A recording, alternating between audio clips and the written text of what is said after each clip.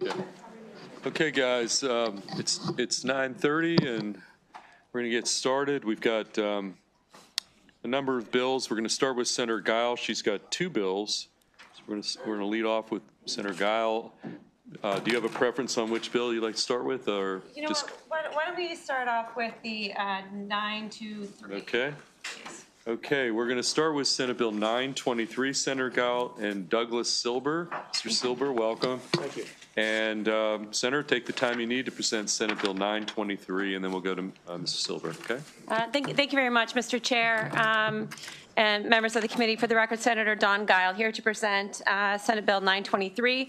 This bill would require local education agencies to ensure that sports officials for boys and girls sports are paid at the same rate. By way of background, during the interim, constituents Doug Silber is with me today, and Jen Murphy brought an unexpected issue to my attention. Despite existing pay equity laws, high school sports officials for girls' sports were being paid less for performing the same work as officials for boys' sports. While current laws aim to prevent pay disparities based on gender within both girls and boys sports, they fall short in addressing pay inequities across girls and boys sports regardless of the official's gender. The Maryland Public Secondary Schools Athletic Association sets standardized pay rates for high school sports officials during playoffs statewide. Outside of that framework, local education agencies, through contracts with sports associations and other entities, determine payment rates for officials. This has led to inconsistencies between jurisdictions, and as detailed in the Exhibit 1, which was provided in the bill packet, multiple cases of pay disparities between male and female officials within both girls and boys sports. Through my office's research, we also uncovered the complex network connecting LEAs, sports association, and assigners who manage game scheduling logistics and the officials themselves. Understanding these dynamics was crucial to shaping our approach to this bill. This bill aims to promote pay equity in high school sports officiating by implementing the following requirements.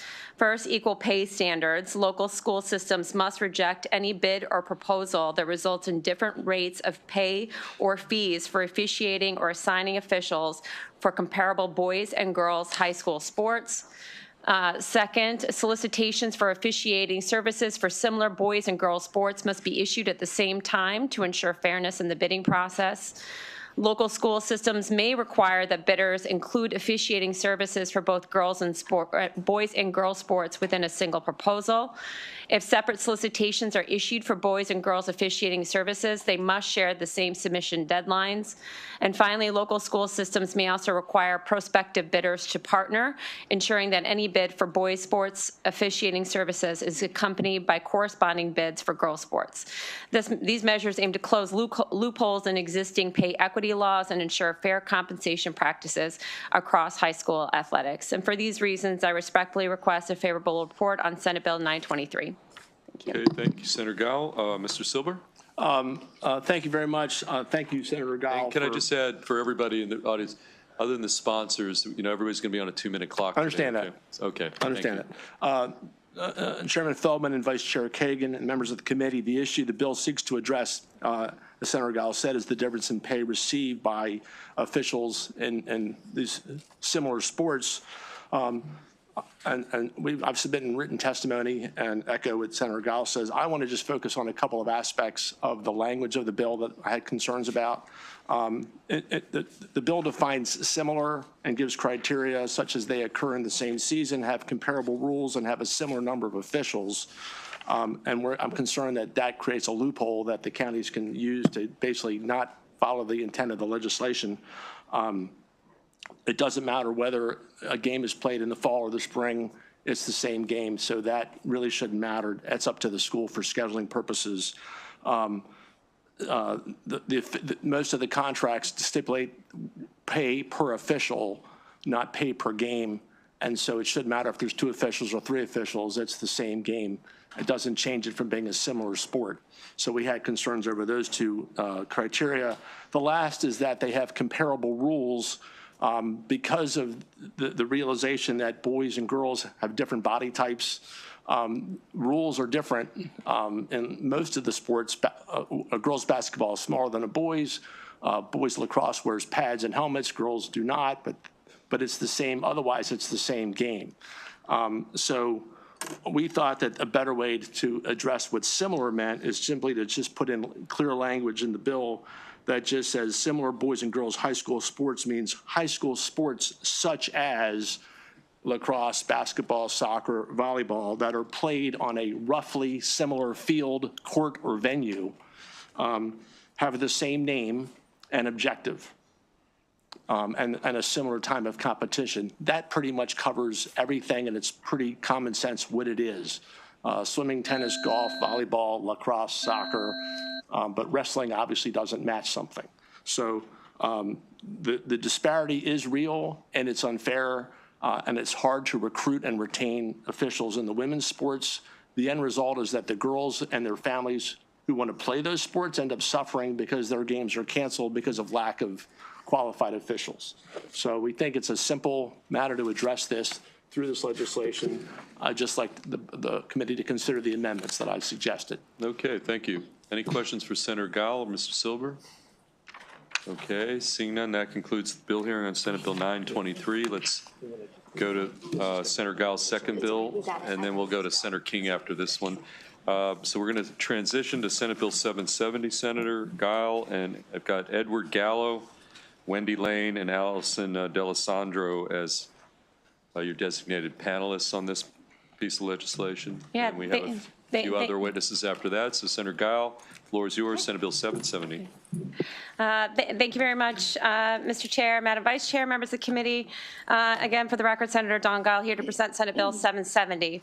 Protecting the most vulnerable members of our communities, especially our children, remains one of my highest priorities.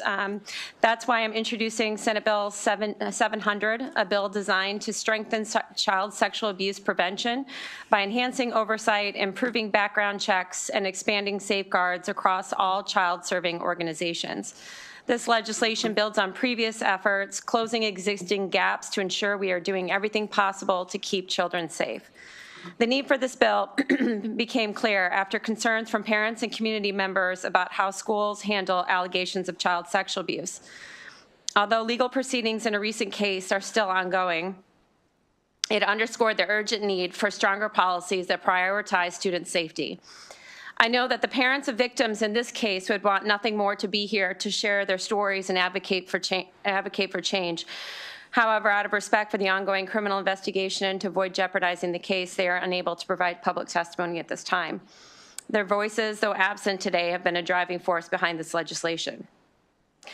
Schools and other child-serving organizations must have clear, effective safeguards to minimize risks and ensure that every employee meets the highest standards of trust and integrity. Every child deserves a safe and nurturing environment where their well-being is paramount. In 2018 and 2019, Maryland made important strides in preventing child sexual abuse with the passage of House Bill 1072 and 46, which introduced mandatory trainings, codes of conduct, and employee screenings in schools. However, without robust oversight and enforcement, even the strongest policies can fall short. Senate Bill 700 addresses this gap by amending these earlier laws to require MSDE to actively oversee their implementation. Each jurisdiction will now be required to submit its training programs, codes of conduct, and staff screening policies to MSDE annually. In turn, MSDE will compile this information and provide regular reports to the General Assembly on the progress and compliance of these programs. This added layer of accountability ensures that safety policies are not just written, but enforced and continuously improved. While current law requires criminal background checks for employees in Maryland schools and child-serving institutions, this step alone isn't enough. Criminal checks often fail to identify individuals who have found to be responsible for child maltreatment, but haven't been criminally convicted. To close this gap, Senate Bill 700 will mandate CPS background checks before hiring new employees.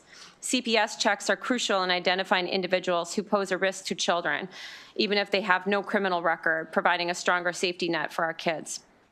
But the responsibility to protect children shouldn't stop at the school gates. Child predators often seek employment in other child-serving environments, like daycare centers, after-school programs, and youth sports leagues. This bill expands requirements under past efforts to all child-serving organizations, ensuring consistent safeguards wherever children are present.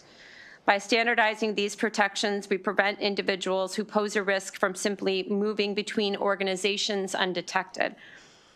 Every child deserves a space to learn, play, and grow. Senate Bill 700 represents a vital step forward in safeguarding our children by giving schools and child-serving organizations the tools, oversight, and accountability they need to prevent abuse. No child should ever have to face the pain of child sexual abuse, and it is our moral obligation to do everything in our power to protect them. We cannot wait, and these safeguards are important to ensure that child predators don't gain access to the most vulnerable among us. And for these reasons, I respectfully request a favorable report on Senate Bill 770. And I just wanted to add, too, I'm working with a few stakeholders on a couple amendments of some that will help to strengthen the bill, which my office will send to the committee as soon as they're ready. We've requested them. Okay, thank you, Mr. Chair. Thank you, Senator Guile. Do you have any preferred sequence of witnesses? Just go over here. Okay. Okay, tell us. Oh, never mind. They've already sorted it out without me. Okay, why don't you tell us your name, and you're going to be on the 2-minute clock. Okay? Sure. Good morning, Chairman Feldman and members of the committee. My name is Wendy Lane. I'm a child abuse pediatrician testifying in support of Senate Bill 770 on behalf of the Coalition to Protect Maryland's Children and the Maryland chapter of the American Academy of Pediatrics. During my tenure as chair of the State Council on Child Abuse and Neglect, I worked with Delegate C.T. Wilson and the rest of the General Assembly to pass 2 bills focused on the prevention of child sexual abuse in school settings. Soon after implementation of these bills, some gaps in the legislation became clear, and for the past several years, SCAN's annual report has included recommendations to address these gaps. We appreciate Senator Guile identifying the recommendations in the SCAN report and putting forth SB 770 to better protect children.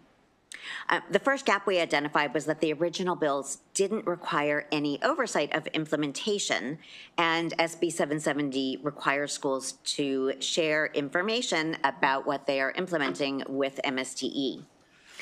Second, the original bill didn't require CPS background checks, and SB 770 now does so. Third, the original bill didn't define boundary violating behavior, which my colleague Allison D'Alessandro is going to talk a little bit more about. This now includes that definition. And finally, the original bill only protected children in school settings. SB 770 will expand these protections from sexual abuse to child care centers and to youth-serving organizations. As a child abuse pediatrician, I've seen more than my share of sexual abuse and its sequelae. I would like to be put out of business.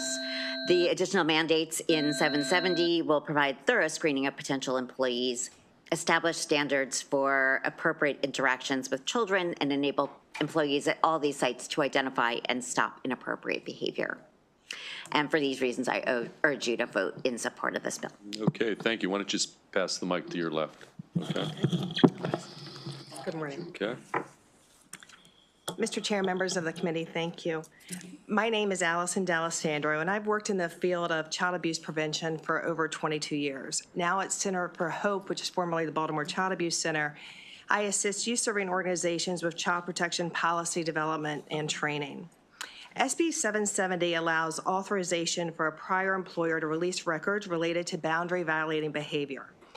Offenders are rarely seen actually victimizing a child, but they are seen breaking rules and violating boundaries, such as treating a child as a peer and sharing personal information, or using sexual language with a child, not respecting a child's privacy, allowing or encouraging illegal activities, seeking out time to be alone with a child, or engaging inappropriately on social media.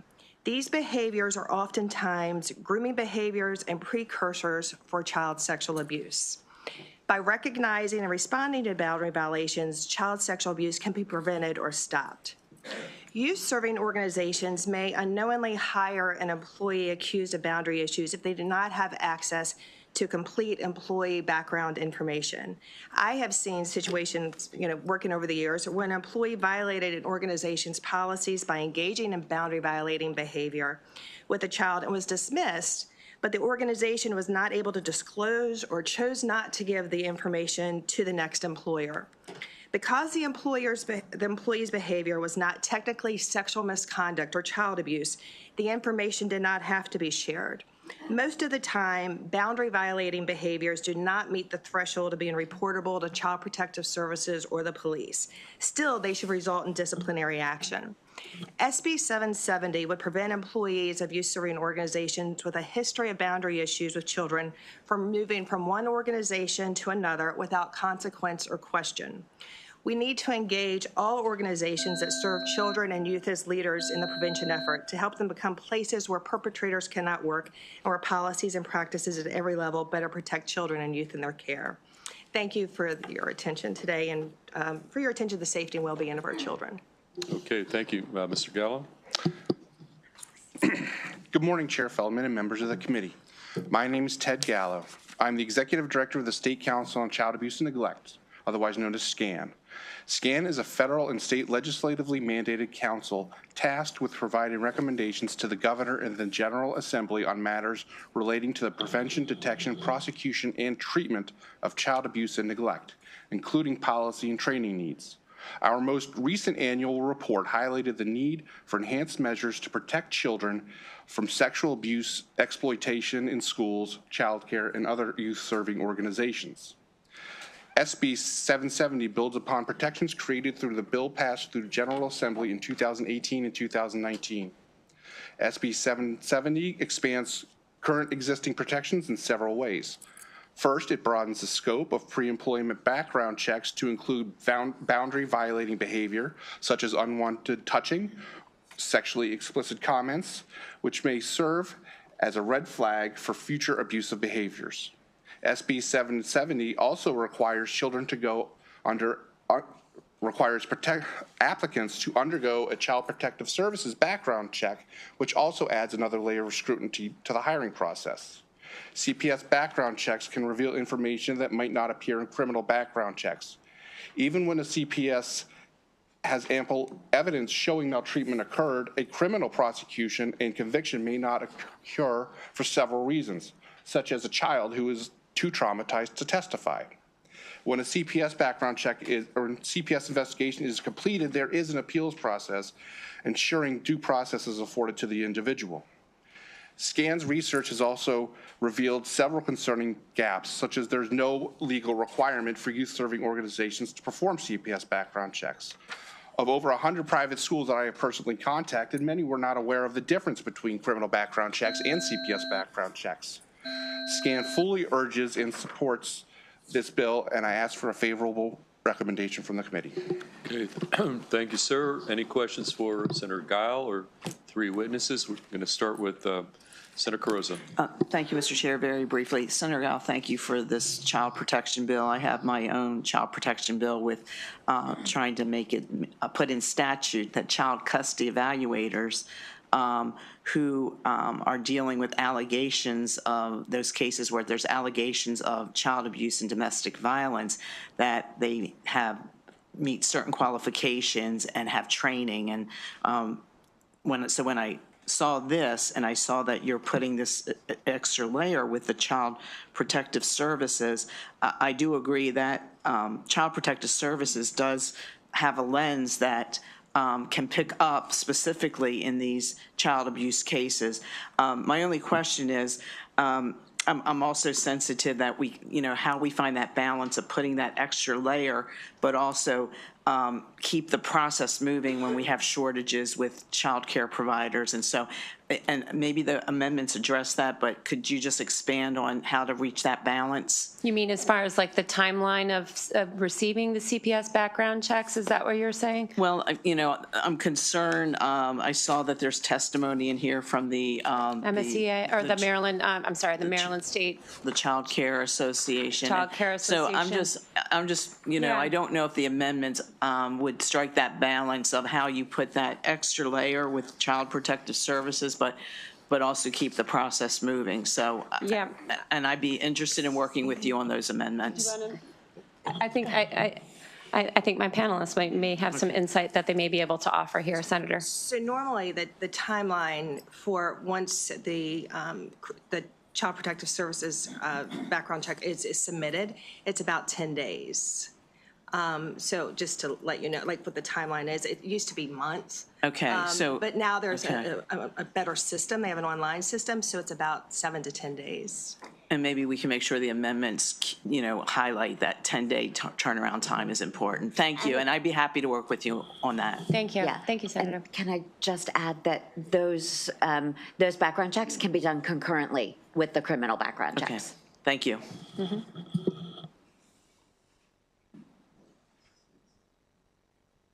Additional questions for the senator or for the three witnesses?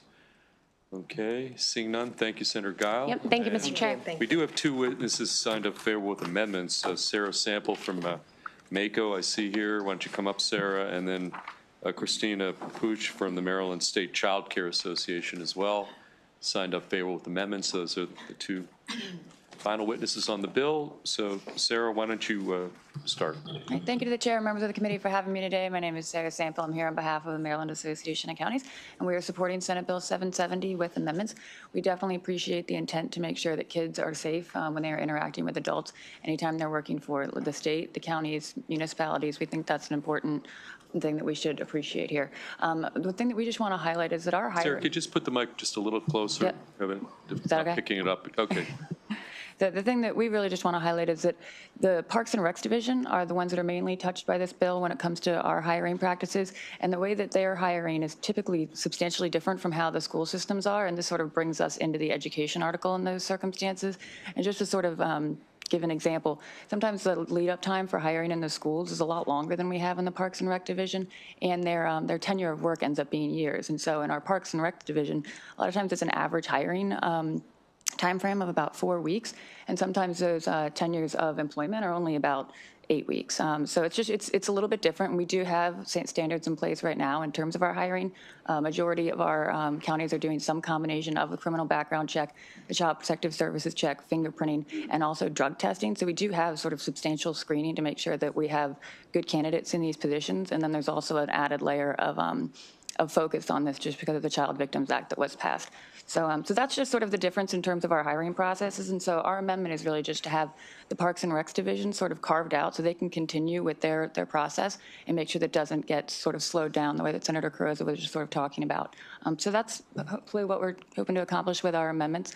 That's why we are support with amendment on Senate Bill 770. Thank you. Okay, thank you. Let's go to our. Great. Good morning. Thank you to the sponsor and the EEE Committee for the opportunity to support with amendments Senate Bill 770. MSCCA supports the intent of Senate Bill 770 to ensure safe environments for our children and trust into education and care. And we are working in partnership with Senator Guile to address the friendly amendments, as some components of Senate Bill 770 are duplicative, as child care in Maryland has some of the strictest regulations in the country as a highly regulated licensed child care system under MSDE that already addresses criminal background checks, and the Child Protective Services notarized checks, they're already done. MSCCA recommends the following friendly amendments in order to avoid duplicity, avoid undue burden, and include all licensed child care providers in the legislation. We ask to either eliminate child care related to criminal background checks as it is unnecessary and will cause undue burden and delays in our hiring process. We ask if the child care centers are included to be sure to amend to include all those caring for children are included in Senate Bill 770, because family child care providers care for, there's 4,200 of them, and they care for 32,000 children daily, and our licensed letter of compliance programs, and they are not included in this bill. And we lastly recommend the amendment to add boundary violating behavior description and information as part of our required pre-service online basic health and safety training in regulation, so that all working in child care will have the opportunity to learn more about this, and that is done annually as well as a checkoff. So we ask for favorable amendments. Okay, questions for our two FWA favorable with amendment witnesses? Okay, seeing none, thank you. That concludes bill hearing on Senate Bill 770. Thank you, Senator Guile, for the two bills. We're going to next move to Senator King, and then we're going to go to Senator Alonzo Washington after that. Senator King, we're going to be on Senate Bill 887, We have one witness, Mary Pat Fannin is here. And Mary Pat, why don't you sit down next to Senator King and Senator, Senate Bill 887. Thank you, Mr. Chairman. Good morning, committee.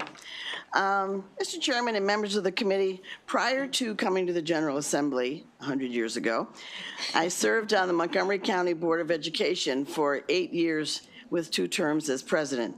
During that time, I worked very closely with the superintendents and was involved in the recruitment and hiring of superintendents. These many years later, I am still very close to the superintendent community and know firsthand that there is not a huge pool of candidates across the country for the position, and finding a good fit for a school district is not easy. After expending the effort to find someone who has all the qualifications and the temperament to lead a district, the last thing a board wants is for that person to be recruited away by another county or state.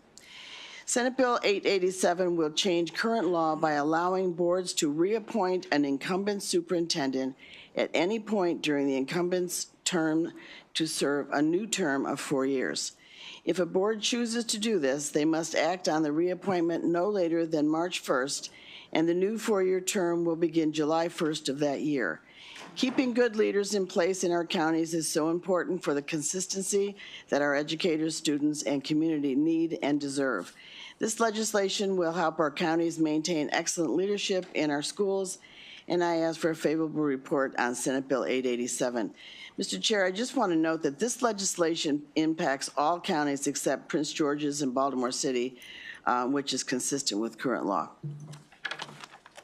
Okay, Mary Pat, why don't you weigh in? Good morning and happy halfway Friday. For the record, my name is Mary Pat Fannin. I'm the Executive Director of the Public School Superintendents Association, here in strong support of this bill, and thank Senator King for her sponsorship. Since the pandemic, nationally, there's been a 40% turnover in the local superintendencies. Excuse me. In Maryland, it's even worse. We've seen a 75% turnover since 2019. Since I've been here, I've served 44 superintendents, and there are only 6 sitting superintendents right now who have served for more than 4 years, and 2 are retiring in June. The bill provides an important tool for boards and superintendents that are working well together and in unison with each other to retain the talented leaders to ensure the continuity of effective management of the district operations and to increase student achievement. Thank you. Okay, thank you. Question from the Vice Chair Kagan. Thank you, Mr. Chair. Senator King, thanks for the bill, and Mayor Pat Fannin, thank you for all you do. So I see where it says not later than March 1st. I'm wondering if there's an earliest. So I think it's a great idea to offer our superintendents job security. We love you. We want you to stay. We're going to guarantee you 4 more years. Could the superintendent ask, and could the Board of Education offer a guarantee after, let's say, 1 year? It doesn't look like this bill would preclude that. It doesn't preclude that at all. So and the only requirement is that they are 1 year into their term and past that. There is an amendment from Howard County that we think is friendly. Right now in current law, the superintendent has to say, I want to stay by February, and the board has to say yes or no by March. Right. So we would be comfortable. I think that would help with public transparency and having people have a sense of what's going on. So I think that helps and gets to your point without usurping any board authority. But March 1 to July 1 is not that long a window. So if someone is being recruited, if we've got a superintendent that we just adore, as I would say in Montgomery County, we do right now, and what if he, or in another county she, is being recruited by someone, they could sort of dangle the, hey, like I want some guarantees, and they could do it then 2 years out. Yeah, 2.5 years out. Do it any time. We barely know each other. We don't have records of your success yet. It's a little premature, and they're asking for kind of an extension of the marriage here. We're open to that. I mean, I think anything that increases the predictability. Yes. And the continuity of operations, if it's working well. Sure. Right? So I like the concept a lot. I just wonder if we want a little bit of guardrails for the early parts. So, Senator King, we can talk about that or something. Thank you. Okay, additional questions for Senator King or our witness? Okay, seeing none, that concludes the bill hearing on Senate Bill 755. We're going to take Senator Alonzo Washington up to table next on Senate Bill, I'm sorry, yeah, that was Senate Bill 887. We're going to go next to Senate Bill 755 with Senator Washington. And Senator, we've got a panel of witnesses I'm going to call up on Senate Bill 5. Okay, I apologize, wait. Yeah, we're on Senate Bill 55, Senate Bill 7, okay, we got. Should I go back over? Yeah, we got two bills here. You got two bills here, okay. And we go, oh, I'm getting the two Washingtons mucked up here, okay. I apologize, that was my source of confusion. Okay, Senator Alonzo Washington is here on Senate Bill 755, and I've got, signed up Andrea Mansfield here. Is Andrea, yeah, come on up.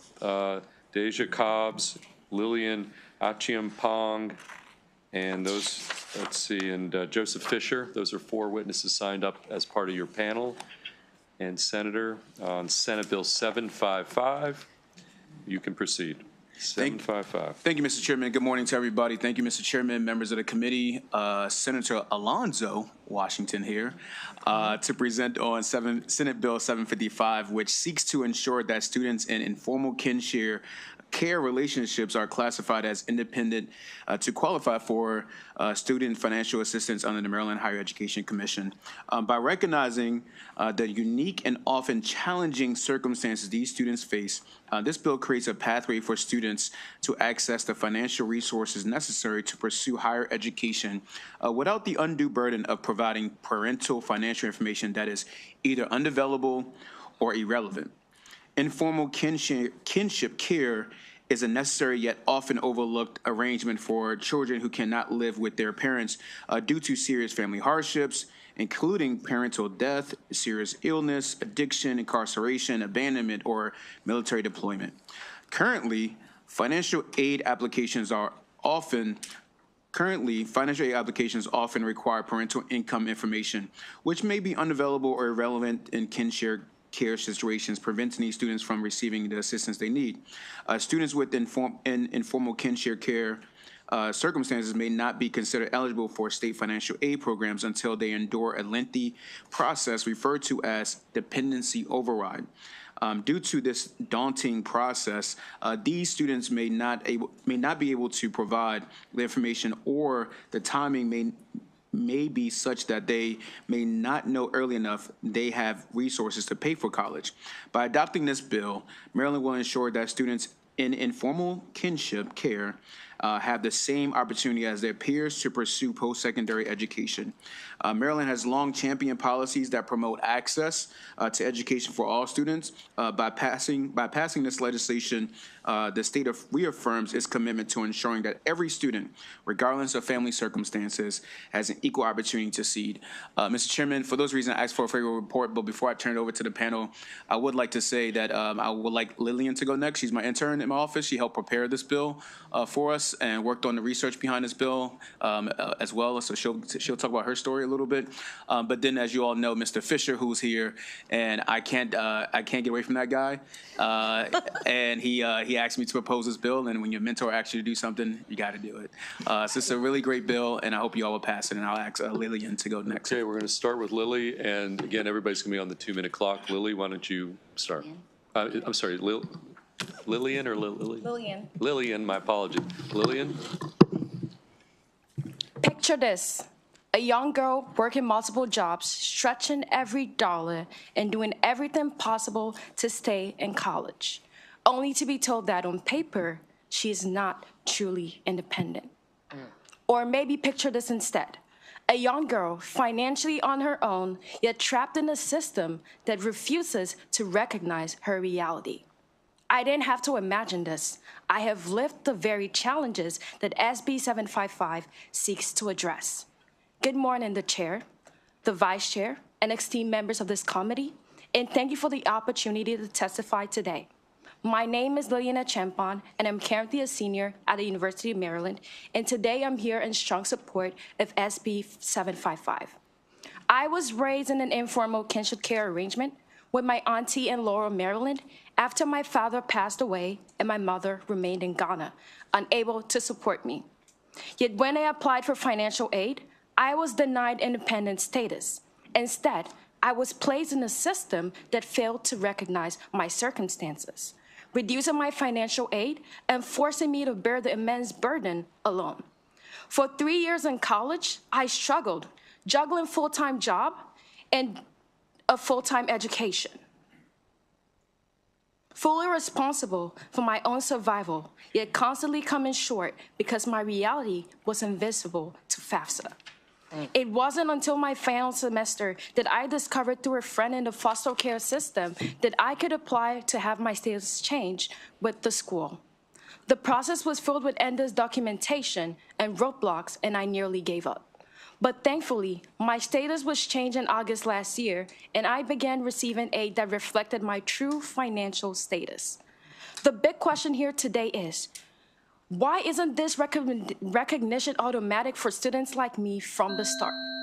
I have friends who would greatly benefit from SB 755 who will no longer be forced to fight for recognition in a system that was not designed for us. As an intern in Senator Alonzo's office, I was deeply moved to see this issue being addressed. Today, I'm honored to play a little role in testifying in favor of SB 755, which will play a huge role in changing the lives of students like me. I hope my story serves as a reminder that the pursuit of higher education should not be a battle against paperwork. Therefore, I urge you all to report favorably on SB 755. Thank you. Thank you, Lillian. Excellent job. Okay, let's, Lillian, if you could just pass the mic down, and we're going to, I'm sorry. There you go. Apologize. There you go.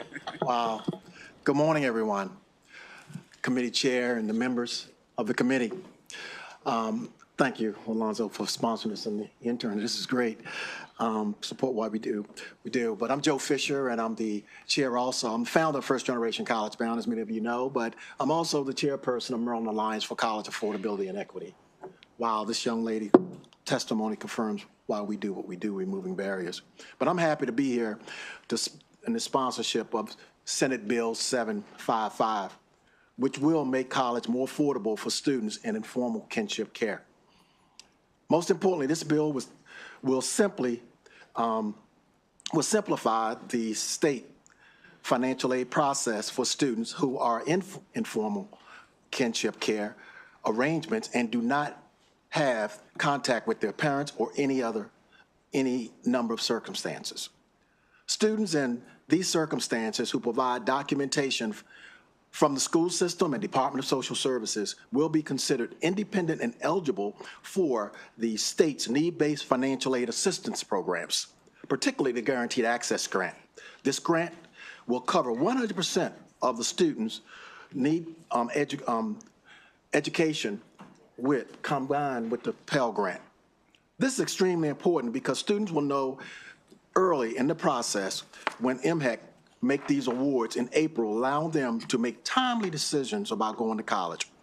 Currently, students in these circumstances are considered dependent students and may not be considered eligible for state financial aid programs until they go through the lengthy process referred to as dependency override.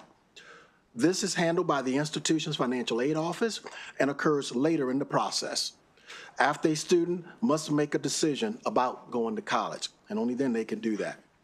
Because of this daunting process, these students' dreams may be crushed as they may not be provided the information to make a timely decision. So at this time, I just want you to know that we're just asking for you to support these Senate Bill 755 so that these students can make a timely decision. But we also are asking that we are requesting an amendment from MHEC. We've heard, I'll put it this way, we have heard from MHEC that we may need an amendment that is also required that Maryland institutions recognize students who are in informal care relationships as dependent students. We are working on this amendment and we'll have it to the committee as soon as possible. And we'll turn it over to you. So I'll turn it over to my, next person here, but respectfully, we would like for you to support this bill. Okay, thank you. Thank you, sir. Go to the next witness. Good morning, everyone. I'm Deja Cobbs. I'm the Director of Program Services at First Generation College Bound. I'm here in support of Senate Bill 755. First Generation College Bound, if some may not know, is a nonprofit organization in Prince George's County providing college access services to low-income and first-generation students for the past 35 years. When we enroll a student in our college access program, we are able to identify what their dependency status is. We are also able to identify what state need-based scholarships and or grants they may be eligible for after completing the FAFSA. Our outreach efforts go to increase the knowledge of the financial aid process to low-income students, especially those in kinship care or informal kinship care relationships. Many students and caregivers do not understand the financial aid process. They are not aware that legal custody or temporary custody does not mean the same as legal guardianship. This becomes a shock to many when they are informed that they have to complete this dependency override appeal. The dependency override appeal process can be long and can delay a student from successfully enrolling in college. It can delay a student from receiving on and off campus housing and enrollment in courses, as well as receiving federal and state financial aid. There are letters of support needed by specific parties and verification documents needed every year for that student to stay enrolled in college to receive financial aid. These students cannot receive any type of financial aid until that appeal is processed. MHEC can begin awarding, as Mr. Fisher stated, in April. This is when many students are just starting the process for their appeal. So what ends up happening a lot of times is they have to wait till they're approved. Then they have to turn that same documentation that they turned into the college into Maryland Higher Education Commission. They have another waiting process, and they oftentimes are at risk of not being awarded state financial aid. This is why FGCB is supporting Senate Bill 755 to hopefully simplify the verification process so that students in this situation can be awarded state financial aid in time for them to enroll in college. Thank you. Ms. Mansfield? Thank you, Mr. Chair, Madam Vice Chair, members of the committee. Andrea Mansfield, I'm here today representing First Generation College Bound and the Maryland Alliance for College and Equity and Affordability. To be honest, I'm not quite sure how I follow some on this panel, particularly Lillian and Ad anymore. You could just say me too. I know, we're just, that'd be an option. I'll say one thing really quickly, though. Sorry. I know Mr. Fisher mentioned the amendment that MHEC has suggested, and we are working on that. Also had a recent conversation with the Department of Human Services, and we may need to take a look at documentation just to clarify informal kinship care and what MHEC might need for that purpose. But we're trying to keep the process as streamlined, as simple as possible for MHEC as well as they make these determinations. But thank you. Okay, thank you. Actually, before we take questions, we have one virtual witness. Let's get him in here, and then we'll take some Q&A. I've got Adama Cohn on the line. You can unmute yourself, and then you'll be on the 2-minute clock, and you're signed up straight favorable. Good morning. Hello, my name is Adama Khan, and I'm in here support of Senate Bill S7555. When I was 5, I lost my mother and went to live with my uncle and his wife. I spent most of my childhood in Stafford, Virginia. But in 8th grade, we moved to Prince George's County, where I struggled with the transition. My life became even more complicated when I found out my grandfather filed for custody. This legal battle lasted throughout my entire high school year and was ultimately denied, though he got visitation rights. During my senior year, I found support from FGCB, First Generation College Bound. Their support, with the help of Mr. Mulgar, Mrs. Cobbs, and Mr. Fisher, was very beneficial for my college process. I found the financial assistance I needed through their support as well. Since FAFSA typically requires financial information from birth parents, my situation made it challenging to navigate the financial aid process. With this support, I realized my potential and felt empowered to pursue my dreams. I was especially inspired to choose the University of Maryland, one of the nation's top research institutions. In February, I was thrilled to receive my admissions decisions, though I was accepted under a conditional acceptance. I was placed in the academic achievement program designed for low-income first-generation students to help them succeed despite the university's rigorous curriculum. During my third week in STP, I was informed by the university that I needed to provide independent status verification to have my Pell Grant and GA Grant funds released. I immediately reached out to FGCP and they helped me gather the necessary documentation for submissions.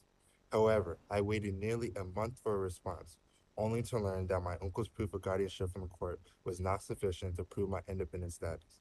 As a result, the university was unable to disperse my funds, and my bill began accumulating interest for nearly 3 months due to charges from STP and my fall semester enrollment. Once again, I turned to Mr. Murgaugh for guidance, and he assisted me in filing an unusual circumstance appeal required by the university. This process involved gathering letters and testimonies to support my case. After months of back and forth and communication uncertainty, my funds were finally released. However, I then had to request the university to retroactively remove the interest charges that had accumulated on my bill. This entire ordeal was the most stressful part of my college experience, as I constantly feared losing my GA grant and Pell Grant. I also worried whether I would have the financial means to continue attending the University of Maryland. Okay, thank you.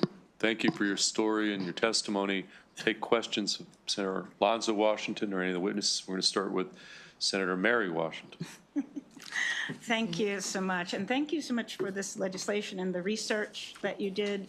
And your testimony was just right on point. You know, back when you were very young, but 2014, this body recognized for the first time unaccompanied homeless youth, that there are young people who were not officially, it's my bill, my work, and we've been doing that and expanding that, understanding that people are not just, that there are young people that are on their own and responsible for themselves, even though they're not legally recognized as such. So I see this work, the work that you're doing is building on this concept. So I just want to ask a couple questions to see if we can put it in that frame. So I'm just wondering if you, so one, it seems like there's a administrative problem, a processing, that there is a process for establishing a student as independent. Yes. So in that classification, where does that occur in law? Is that just policy? Is that in law somewhere? Because maybe they should be put in a different part of the code and make this. I guess I'll answer that. So basically, it is part of the FAFSA. So the new FAFSA basically added unusual circumstance situations in the dependency status section so that they could flag those students.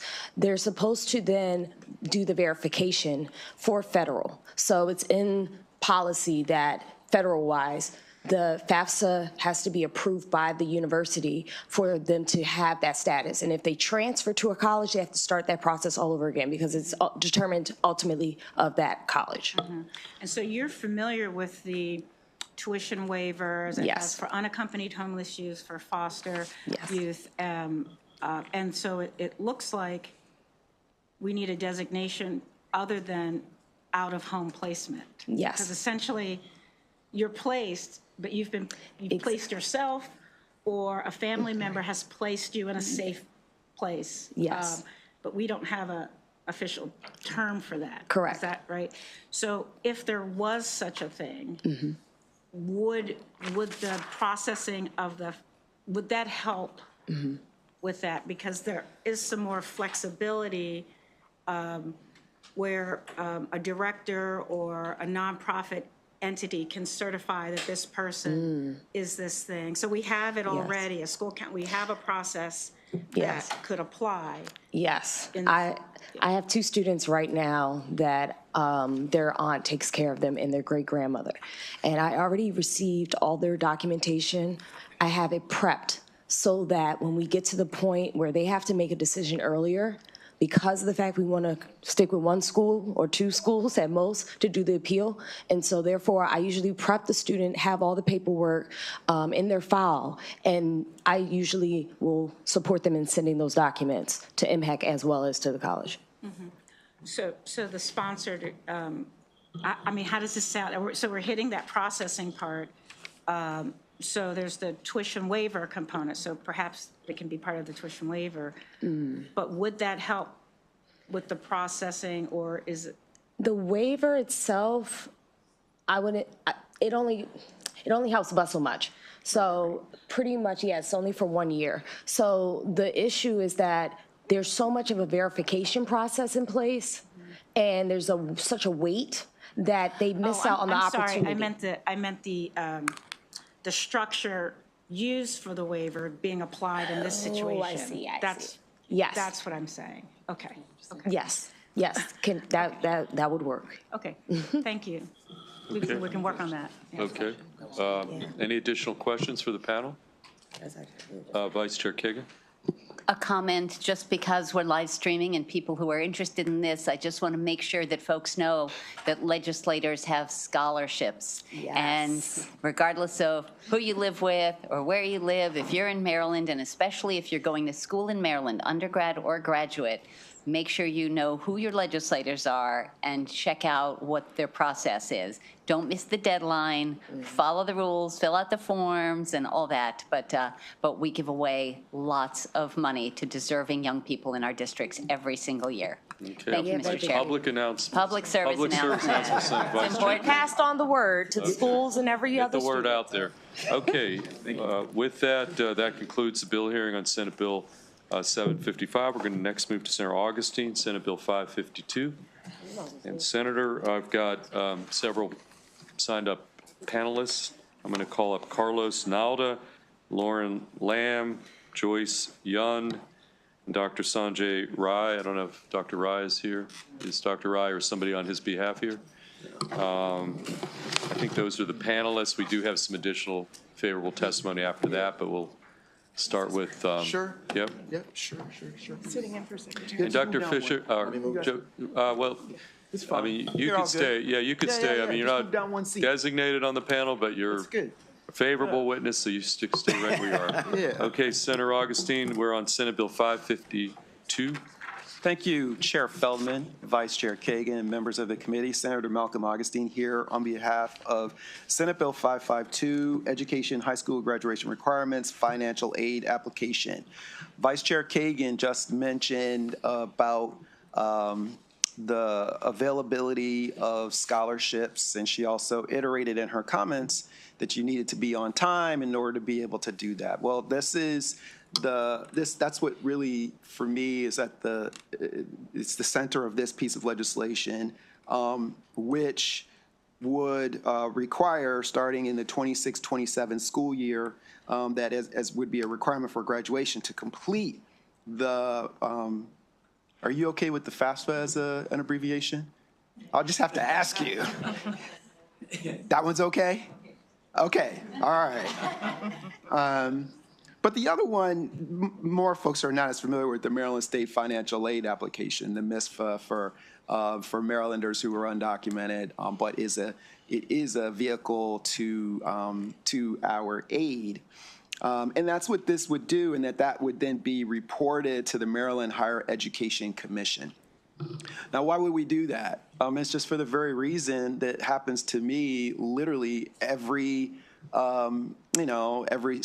late summer or time frame when students are, seeking to now they've made a decision and they want to go to school, they want to advance their education and everything else. And I'm ready. I want to give them a scholarship and everything else. And guess what? They haven't filled out the FAFSA and they haven't filled out the MISFA. And then all of a sudden we're stuck and dreams are dashed, like literally. I mean, dreams are dashed, and they weren't necessarily given the, they didn't necessarily maybe have the guidance, or maybe they even changed their mind and decided that later on that was something that they really wanted to do. And that's what this bill, for me at least, is about. It's about saying, let's make sure that we don't close the door for these young folks early, and that through this process. And it's not just, as you all know, it's not just necessarily for college. I mean, the FAFSA and the MISFA are also just gateways to other aid for vocational school and different things that are out there. But it is a gate. It's a gate that our kids need to go through. And that's what this bill seeks to do. Now, we're not first on this. We wouldn't be first. We wouldn't be alone on doing this across the country. Across the country, there are a number of states, some 10 states. It's a relatively new and it's a moving sort of thing. There's momentum behind this, but there are 10 states that have different ways sort of doing it as it relates to making it a requirement or making it a requirement for graduation. And there's a couple different things and definitely open to that. But what these other states are doing is acknowledging the fact that this completion of this FAFSA and completion of this of if any other related sort of documentation like that would be a barrier when it's not finished. And again, all of our experiences, I'm sure you all know, can support that in the ways that we have that. And so this would remove that. I would just say to you all that there's support for this piece of legislation, including from the Maryland State Education Association, who they also said that not often, if you look in their testimony, that it's not often that they are supportive of these kinds of things, but they too understand that this really would support and increase the affordable post-secondary education for our kids. And therefore, that they thought that it really made a significant sense. If you look in the testimony, and you will hear from my panelists that will also share about this, there is opposition from there's an opposition from PZAM, and we'll work on that, the superintendents as a whole. There's also opposition in there from the Board of Education of Howard County. And the different school systems, based on previous legislation, have to report the completion rates for each of their different jurisdictions. I would ask you to guess who has the highest completion rate, and I will answer it for you, and it is actually Howard County that has the highest completion rate. And so I'm very deeply troubled that they would, while they are already doing a job for their children, and their children are, and so it would not be much of a burden. I'm not exactly sure why they would be opposed to it when it's not so much of a burden for their kids. But then we would then be raising the bar, which we can see the lower completion rates across the state and other jurisdictions. So I'm really a little bit disappointed by that, particularly given some of what they suggest would be reasons not to do this. Colleagues, this is very straightforward. We can work to figure out exactly how best to accomplish it, but what it does is it removes a barrier for ongoing success of our children that have closed doors time and time again. So I think it's really time for us to get on board and to move this thing forward. And I'm going to ask for a favorable report. Okay, thank you, Senator Augustine. Do you have a sequence? Who would you like to lead off? Yeah, we're going to go from here. Okay, tell us who you are, and everybody's going to be on that 2-minute clock I mentioned. Buenos dias, Chair Feldman, Vice Chair Kagan, and committee members. Thank you for the opportunity to speak in support of Senate Bill 552. Senator Augustine, thank you for sponsoring this important legislation increasing access to post-secondary education in Maryland. My name is Elena Quiroz Savanes, and I have the honor of serving as Deputy Secretary of the Maryland Higher Education Commission. Under Governor Moore and Lieutenant Governor Miller's leadership, Maryland has made historic investments in college affordability, ensuring more learners, especially those from low-income backgrounds, can pursue post-secondary pathways without being burdened by debt. Each year, though, students leave billions of dollars in financial aid unclaimed simply because they don't complete the FAFSA. Over $4 billion in Pell Grants from the class of 2023 alone. Those are resources meant to help learners afford college, yet too many families are leaving money on the table. We know that FAFSA completion is one of the strongest predictors of college enrollment. Research shows that universal FAFSA policies like this one increase completion rates by over 10%, with the biggest gains in schools that historically have low participation. Maryland has made progress on this front, currently ranking 13th nationally in FAFSA completion, but we must and will do better. This bill ensures that every student receives the support they need to complete the FAFSA or MISFA, helping them unlock resources like the GA grant, which covers full tuition for low-income students, the educational assistant grant, and those legislative scholarships we just heard about. The bill also provides flexibility for families while ensuring that every learner has the opportunity to access financial aid and make informed decisions about their future. Under Secretary Rye's leadership, MHEC has partnered with MSDE and just launched a statewide FAFSA completion campaign. We're committed to working with our K-12 and post-secondary partners to ensure successful implementation of this legislation. In closing, I fully support Senate Bill 552 and ask the committee for a favorable report. Increasing FAFSA completion not only benefits individual learners, but also strengthens Maryland's workforce by expanding post-secondary access and enhancing the state's long-term economic competitiveness. Thank you. Okay, thank you for testimony. We'll just go down the table. Good morning, Chair Feldman, Madam Vice Chair, and distinguished members of the Education, Energy, and the Environment Committee. I'm Joyce Yuen, a sophomore from Howard County, Maryland, and I support Senate Bill 552. This bill mandates that every high school student apply for FAFSA or FAFSA equivalent as a graduation requirement, working to promote and destigmatize financial aid, helping Maryland graduates thrive in their higher education journey. FAFSA is an opportunity for thousands of Maryland graduates to attend the college of their choice by decreasing financial pressure when selecting a college. This year, only 34% of Maryland high school students completed the FAFSA, showing a lack of awareness in our schools. Senate Bill 552 addresses this issue directly by implementing a FAFSA application into Maryland graduation requirements, so all students in Maryland are aware of this opportunity. As a high school student, I've witnessed countless friends torn between paying tens of thousands of dollars for an education at an institution of their choice, or simply committing to the least expensive college due to their belief that they wouldn't qualify for FAFSA even if they had applied. This common mentality leads to thousands of Maryland graduates being unable to attend the college they believe they will excel the greatest in, and billions of unused FAFSA dollars. The implementation of Senate Bill 552 in all Maryland public schools would directly address this issue, leading to greater opportunities for youth across Maryland. Furthermore, in some Maryland high schools, students may feel ashamed or be judged by others for applying for FAFSA. We, the students, should not be forced to choose between our social lives and our ability to financially support higher education.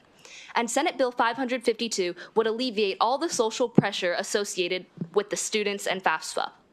Senate Bill 552 supports all Maryland graduates in their journey to higher education by raising awareness, promoting application, and destigmatizing financial aid. And I urge the committee to support this bill, thereby supporting thousands of young Marylanders. Thank you for your time. Okay, thank you. Sir, next up. Good morning, Carlos Nalda, Seneca Valley High School. With over 10 years of experience assisting students with applying to colleges, universities, and trades programs, I have seen firsthand the impact of financial aid and lack thereof on a student's ability to pursue post-secondary education. This bill, requiring each public high school student to submit a financial aid form as a requirement for graduation, would have a positive impact on countless students across the state. Applying for financial aid can create a wealth of opportunity, an opportunity for students to attend a college, university, or trade school, to earn a college degree, professional license, or certification. It is also an opportunity for the Maryland Higher Education Commission to collaborate with high schools and colleges to educate, raise awareness, and expose all Maryland students to financial aid programs. As the College Career Information Coordinator at Seneca Valley High School in Germantown, part of my work is assisting students with finding and applying for financial aid. Last year, I collaborated with the English department to lead sessions of information for all students focused primarily on financial aid. I explained what the FAFSA is and why it is important to complete. I also have eligible seniors create a federal student aid ID and a Maryland College Aid Processing System account. As a result of these efforts, Seneca Valley High School's class of 2024 had the largest increase in number of students who completed the FAFSA in all of Montgomery County Public Schools. While most high schools declined in terms of completion numbers last year, Seneca Valley went from 222 submitted FAFSAs from the class of 2023 to 267 in the class of 2024. This result was significant, considering all of the delays and technical issues with last year's online FAFSA form. Every year, I see how financial aid impacts a student's future. I can tell multiple stories of students who had no plans for attending college due to cost, submit financial aid forms, and enroll at Montgomery College. Students who enter their senior year with plans for community college end up at four-year colleges and universities across our great state of Maryland. Instead of asking why would we make financial aid a graduation requirement, the better question is why wouldn't we? It is worth the effort for our students. They are the future of Maryland. Thank you for your time and consideration. Okay, Joe Fisher. All righty. Once again, glad to be here to testify. I'm pleased to be here to testify on the behalf of Maryland Alliance of College Affordability and Equity, where Senate Bill High School Graduation Requirements and Financial Application on the FAFSA. Maryland Alliance will definitely support this bill due to FAFSA completion being critical to our success. I want you all to know this, especially these low-income kids. As the senator stated, completion is having a national impact, especially on low-income kids. NCAN just reported that the rate of low-income kids getting financial aid, especially the Pell Grant, is strong and getting better. So it's definitely impacting them, especially. Due to Maryland Alliance supporting FAFSA completion, we have contributed greatly to the Pell Grant information, as I mentioned, nationally, making students aware of this process as we've partnered with the public school system as well as Maryland Higher Education Commission. However, it's important while FAFSA completion is important, there is a need for students and parents to understand the FAFSA summary page. That is a real problem. They get an SAI, don't even know what it means. So we're in the background making sure that parents understand this in terms of the financial aid package so that the money they're going to receive so they can go to an affordable college from the community college all the way to 4 years. That is so very, very important. And I also want you to know in this process, we have to get them to complete. It plays a very important role for them to get Maryland State scholarships. That is so very important. And we have to get them to open up MD cap accounts that they're not aware of. So that's part of this. But in closing, Maryland Alliance supports Senate Bill 552, FAFSA, and the MIS for completion, and it will contribute greatly to more students attending an affordable college and graduating. However, Maryland Alliance is concerned about the required regulations, if there's any. This is due to our knowledge and years of experience with FAFSA completion and knowing the challenges of our schools, especially counselors. As a result, Maryland Alliance is requesting an opportunity to provide input on regulation input. If that is the case, we know with the right regulations, our Maryland schools will not be overwhelmed to achieve this FAFSA success. Honoring this request will be most appreciated as Maryland Alliance supports Senate Bill 552. Thank you so much. Okay, thank you. Let's go to the final witness on this panel. Thank you, Chairman Feldman and members of the committee. I'm Dr. Nikki Woodward, an early childhood educator out of Montgomery County, currently serving as the Vice President of Maryland State Education Association, representing 75,000 members across the state. As an educator, my goal of every student is that they have the opportunity to pursue their dreams and reach their full potential. Now more than ever, we must ensure that every student, regardless of family income, race, gender, or immigration status, has access to a range of post-secondary options. That begins with making sure our students have complete information about their options. Since 2017, a wave of states, now 15, have instituted FAFSA requirements for graduation, and those states have seen an up to 20% increase in completed applications. College aid applications affect equitable college access. According to research by the Century Foundation, states that have instituted FAFSA requirements have shown the most significant increases in completion rates among students living in concentrations of poverty. Importantly, the bill also offers the option to complete the MSFAA, which can provide information about in-state tuition options for undocumented students and families. The requirement of SB 552 will provide valuable financial information to students who are considering college. It may even prompt some who had not considered it as an option to reconsider. College may not be the path for every student, but it shouldn't be ruled out based on cost alone. For those reasons, I urge you to support Senate Bill 552. Okay, thank you. Any questions for Senator Augustine or any of the panelists? Okay, seeing none, thank you to everybody. We do have some additional witnesses. I see, I do see Brad Phillips in the audience. Why don't you come up? You're signed up favorable. I've got, is Derek Coley here? Or I guess Sam Heck already testified. So what about Lynn Harris? Is Lynn Harris here? Okay, Lynn Harris from Montgomery County signed up favorable. Did I miss anybody? Is there anybody else out there here on Senate Bill 552? Okay, seeing none, Mr. Phillips, why don't you start, and then we'll go to Ms. Harris, and that'll be the extent of the testimony. Okay?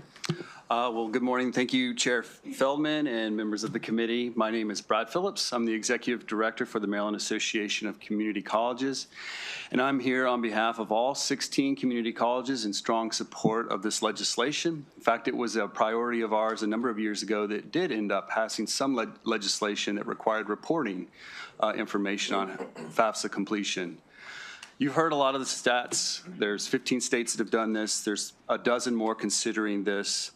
Why is it important? For our students at community colleges and perhaps even our public four-year institutions, the biggest barrier to completion is actually affordability. This body, this state has done an enormous amount of heavy lifting to get students academically, college and career ready, only to see the financial aspects of that college and careerness fail. This legislation would help with a financial sort of academic, or a financial college and career readiness standard. An afternoon filling out a FAFSA can make the difference in a student either going part-time to full-time or going at all. The FAFSA itself is an administrative form that determines need not just for the federal government, but for all state financial aid programs as well as institutional aid programs. And when students who are on the margin who think they don't necessarily want to go only come around in the summer to find out that they do want to go, that's when we realize it's too late. You needed to file this while you were still in high school, and that's why this needs a behavioral change and why this legislation is needed. And we ask that you support this legislation. Thank you very much. Okay, thank you. Ms. Harris, welcome. Good morning, Chair Feldman and members of the committee. My name is Lynn Harris, and I'm here in strong support of SB 552, looking at it through the lens of somebody who's been an education advocate in Montgomery County for 20 years.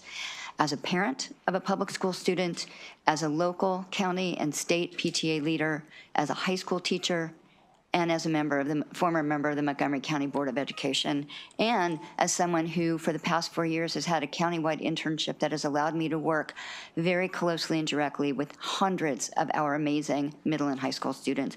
And what that experience has taught me is that the bright, talented, inclusive, diverse, multicultural, multilingual workforce that Maryland so desperately needs is sitting in our public school classrooms right now. And any tool that empowers those students to access opportunities to achieve their post-K-12 goals, college, career, and community is good. It's a win for them. It's a win for the state, for our economy, and for our workforce. I am disappointed as a former board member, as I often have been, that MABE is on record as opposing this bill with its knee-jerk local control response. Because what you have already heard is that a simple, straightforward, effective, efficient process to ensure that every high school senior has good information about the FAFSA and the MISFA, direct support to create the FSAID account, and to complete those financial aid forms has already been proven. It has been proven that we can create a process that achieves the vision of this bill in a way that makes it not one more thing a school has to do, but simply the way schools do things. I encourage you to support this bill. Okay, questions for our two witnesses? Okay, seeing none, that concludes the bill hearing on Senate Bill 552, and we're going to next move to Senate Bill 462. We've got two bills from Senator Washington. Let's start with Senate Bill 462. And I'm going to call up Senator's panelists, Christopher Cano, Christina Push. We do have one virtual witness. She's in the queue. Cynthia DeWebb. We'll take her last. And so, in any event, Senator Washington, why don't you proceed on Senate Bill 462? Okay. Thank you, Mr. Chair and colleagues. As you know, we've been doing a lot of work when we're talking about workforce when it comes to our child care, that our educational policy is really lifting up early learning as an important part of our continuum of providing K through 12 education. And so what this bill is about is ensuring that the individuals who are charged in this space of early learning, childcare, have representation on the policymaking entity for our state. So Senate Bill 462, for the record, Senator Mary Washington, and I'm here to present Senate Bill 462, which seeks to enhance the expertise of the State Board of Education by adding an early childhood development professional to its membership. This bill recognizes the vital role that early childhood education plays in shaping the long-term success of our children. And you know the importance of early childhood. I'll just sort of remind you of a couple of things. Decades of research affirms that the early years are critical for children's cognitive, social, and emotional development. Maryland has made historic investments in early childhood education through the blueprint. Also, again, I want to continue to remind and uplift the role that they played in helping us or ensuring that we got through the COVID crisis. And I think we all learned about the importance of childcare when we were not able to have access to childcare, when they tried their best to continue to help adults work and families work, and I hope that their significance doesn't wane as we get farther away from that global pandemic. So this is ensuring that they have representation on the state board. And as you know, they'll play roles in selections of candidates. There's been some concerns about conflict of interest. We acknowledge that there's a concern regarding that childcare is a business, but we also have boards where business owners are members of those boards. We understand that there should be some flexibility because the governor has authority, but there will certainly be a list of highly qualified people that can do that. We have an existing early childhood advisory structure. So there is the Office of Child Care Advisory Council, and we also have the State Early Childhood Advisory, the statewide Early Childhood Council. But they sit as advisory. They sit as advisory to our agencies, advisories to the state board, and not part of these entities. And that's what this bill does. So Senate Bill 462 is common sense. It's supported by the Women's Caucus. It's acknowledged its importance by a number of people. I appreciate your time and attention. I'd like to I'd like to provide an opportunity for my ongoing partner in this work, Christina Pesch, Maryland State Child Care Association, Christopher Cano, SEIU, I believe, Lisa Bucci, Weed, Lad, and Lassie Early Learning Center, and also Cynthia Webb of the Learning Bee. Thank you very much. I look forward to answering any questions you might have. Okay, why don't we take you, Christina, next? And is Christopher Cano here? I called him, but I didn't see him. Okay, anyway. Sure. Good morning, and thank you to the sponsor and the committee for the opportunity to testify in favor of Senate Bill 462. I'm Christina Push, Executive Director of the Maryland State Child Care Association. MSCCA asks for your support of this critical piece of legislation that holds the key to shaping a brighter future for Maryland's families, children, and the economy. Currently, the State Board of Education adopts regulations and policies for early childhood education and child care, but its members lack expertise in the very area they are governing. Senate Bill 462 seeks to address this by ensuring equity in the composition of the board. Specifically, it calls for the inclusion of an early childhood development professional, ensuring that the board is equipped with the knowledge and experience to make informed decisions that affect our youngest learners, their families, and the businesses providing education and care. If the board already includes experts representing students, parents, teachers, and other vital stakeholders, we must also recognize the need for expertise in early childhood development. Board composition is crucial to its effectiveness, and an optimal board should reflect the diversity of challenges, priorities, and stakeholders in the education system. With 6,732 licensed early childhood education programs in Maryland, with the capacity to serve 206,665 children, the lack of a seat for this sector on the board is a clear oversight. These programs include community-based public pre-K sites, family child care, center-based child care, and nursery schools. Additionally, the Division of Early Childhood's budget exceeds $600 million, yet the policies and regulations governing these programs are crafted without direct input from those who know the field best. Adding an early childhood development professional to the state board offers numerous benefits, including the support for pre-K mixed delivery goals, invaluable insights into successes and challenges of the community, enhanced understanding of how policy and regulatory decisions affect birth to 5 ecosystem, and consideration of financial and business impacts. Senate Bill 462 is an essential step towards building a more robust early education and care system and ensures our governing board is equipped to make decisions that lead to success. Thank you. Okay, thank you. Actually, we do have one virtual witness, Cynthia Webb, who's part of your panel. I think some of them couldn't because it was early. I'm sorry? We think some people couldn't come because of change of time. Okay, Cindy, she's in the queue, so. Yep, good. Yeah. Okay, so we're going to call her in. She's part of your panel. She's signed up favorable. Cindy Webb, you've got 2 minutes and you're straight up favorable on Senate Bill 460. Hi, my name is Cindy Webb. I am the owner of the Learning Bee and Frederick Country Day Montessori School. We're located in Frederick County, Maryland, and we've been serving families since 2007.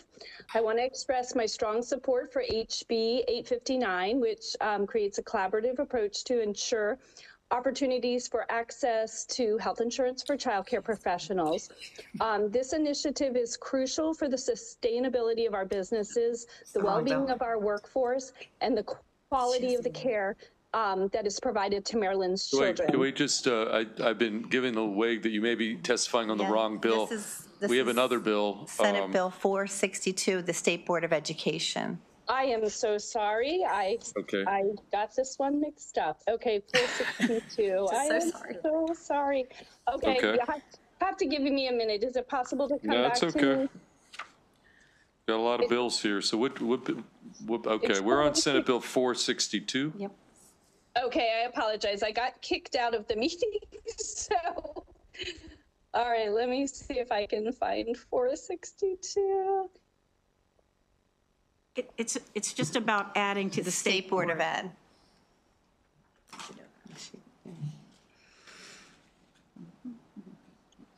Okay, so I don't have my paperwork on that, but so I am totally in support of that as well. I feel that early childhood education and early childhood education businesses like child care centers and schools need representation on the state board. The needs of our early childhood students are very different from older students, and our businesses are very different as well.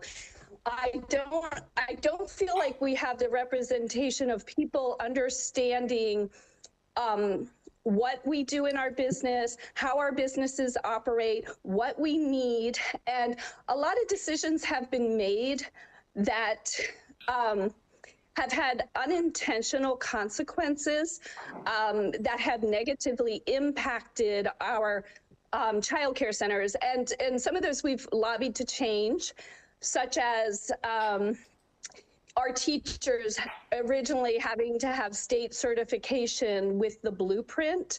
And that pretty much, knocked us out of the realm of being able to participate in Blueprint. And, had we had more representation on the board, had they understood our business and the consequences that would happen if we could not participate because our teachers did not meet the state standards, we would have saved a lot of time and a lot of money. It would have been definitely much more efficient, the decisions being made if we had representation, if we could share. We know sometimes the consequences that are going to come out of decisions that other people don't know because they're not in our business. So we have very specific and special needs that do need representation on the board.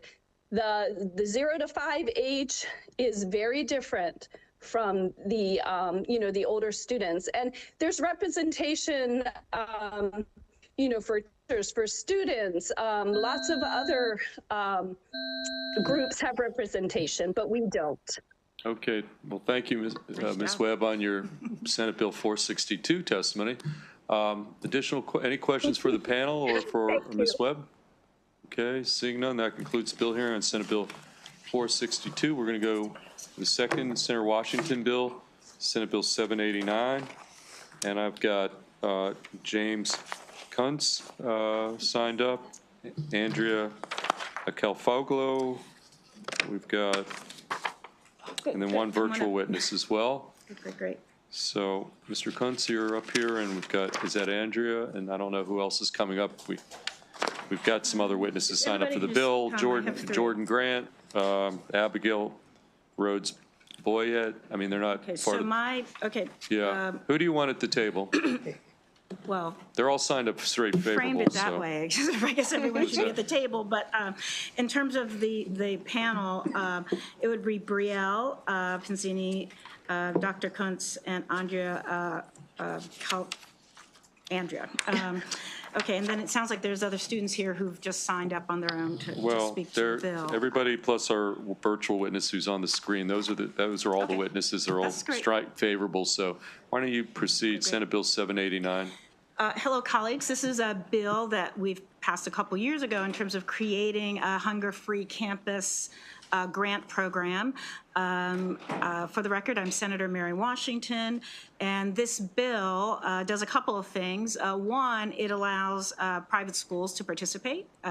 In the original bill, we had just restricted to public schools, but more broad, the idea that food insecurity is only happening on our public school campuses, and the reality that, there are low and middle income students who attend private schools. And so ensuring that the 3.8 million college students nationwide, some of those, of course, many of those who are in Maryland, have an opportunity to become more food secure. Food security doesn't just mean skipping a meal and its consequences. It's been linked to lower academic performance, mental health, and higher dropout rates. Now, of course, we've recognized that problem in our K through 12 programs, and so that's why we have federal and state support for food programs, but we don't have those programs at the colleges and universities. So the same children and families that needed that support from K through 12, many of those that go on to college will still need that as well. So this expands the designation. Now, what it doesn't do is expand the eligibility to apply for grants to private schools. And they'll explain why. There are private schools that want to take part in the program, but this ensures that they can call themselves hunger-free campuses, and they believe, which I believe they'll tell you, that this could also help with their fundraising internally to address the problem and externally. And additionally, the grant asks for an increase of $100,000 to increase it from $150,000 to $250,000. You might recall that the original request, based on what we understood when I went to start up the program, was $1 million. And so we did $150,000. Made it very easy to get the grants, but of course the need is great, and so increasing it after 2 years, I believe, to $250,000, beginning in FY27, is something that I believe we need to do. Thank you for your time and attention on this. Now I'd like to invite my panel, and after that, we'll answer any questions. Okay, Mr. Kuntz, why don't you start? We're all on a 2-minute clock, okay? Yes. Good morning, Chair Feldman and members of the committee. My name is Jim Kuntz. I'm a professor of social work at McDaniel College and also serve on the McDaniel Hunger Task Force. And with me are 2 students from McDaniel, and together we're pleased to testify in favor of this bill. Let me just begin by saying that food security, some folks might think is not a problem or as big of a problem at private colleges and universities, but that isn't the case. A 2023 U.S. Department of Education report came out and found that amongst community college students, 23% experience food insecurity. At public four-year colleges and universities, 21% experience, and at private four-year colleges, 19%. So very little difference between those different types of institutions. At McDaniel, we don't have recent findings on food security amongst all of our students, but we do every year ask first-year students about their basic needs. One of the questions we ask kind of gets at this. They're asked, how often do you worry about having enough to eat day to day? And in the past 2 years, about 25% of our incoming students answer either often or very often that they worry about that. So the McDaniel Hunger Task Force was motivated in part by these findings and other stories that we've heard from our students, and our belief that, as Senator Washington said, just like in K through 12 education, it's really hard to learn if you're skipping meals or worrying about where the next meal will come from. So we've already taken several of the steps to becoming designated as a hunger-free campus, including a very limited food pantry we have on our campus that my students are going to talk about and that we seek to expand. But we recognize we need to do more, and we need to pursue resources to allow us to do that. So being designated as a hunger-free campus demonstrates our commitment. It's a selling point for our donors and charitable contributions as we get resources. And it also just sends a message to our students, to our faculty, and our broader community that as part of our mission to educate students, we want to take care of them and make sure that we reduce barriers to education. So I urge the committee to give a favorable report. Thank you. Okay, thank you. Why don't we just go down the table and then we'll end up. Okay, tell us your name. My name is Abigail Rhodes-Boyette. I am from Carroll County, and I am a senior majoring in social work at McDaniel College. I'm currently doing my field placement at Carroll Lutheran Village, which is a continuing care facility, but I'm also the student pantry manager at McDaniel. It has been a really rewarding experience to help students on campus, and it would be great if we could help even more.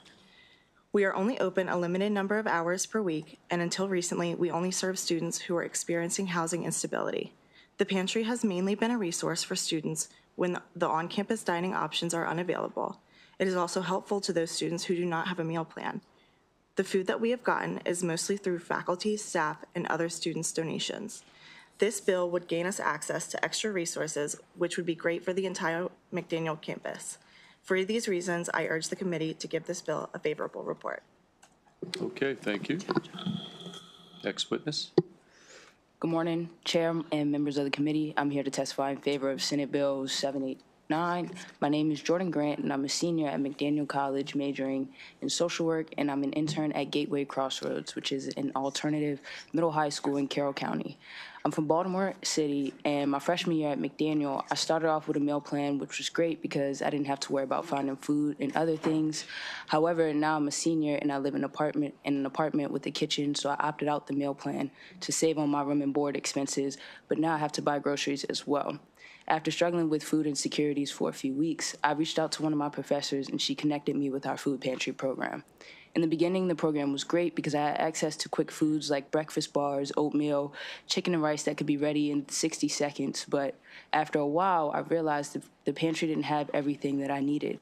But as I mentioned before, I was working at Gateway, so I used their food pantry because they had refrigerated and freezer foods like eggs, bread, lunch meat, salmon, vegetables, even some toiletries for the bathroom and kitchen supplies. So now I tend to mostly use the food pantry at Gateway, but all students don't have the same opportunity that I do.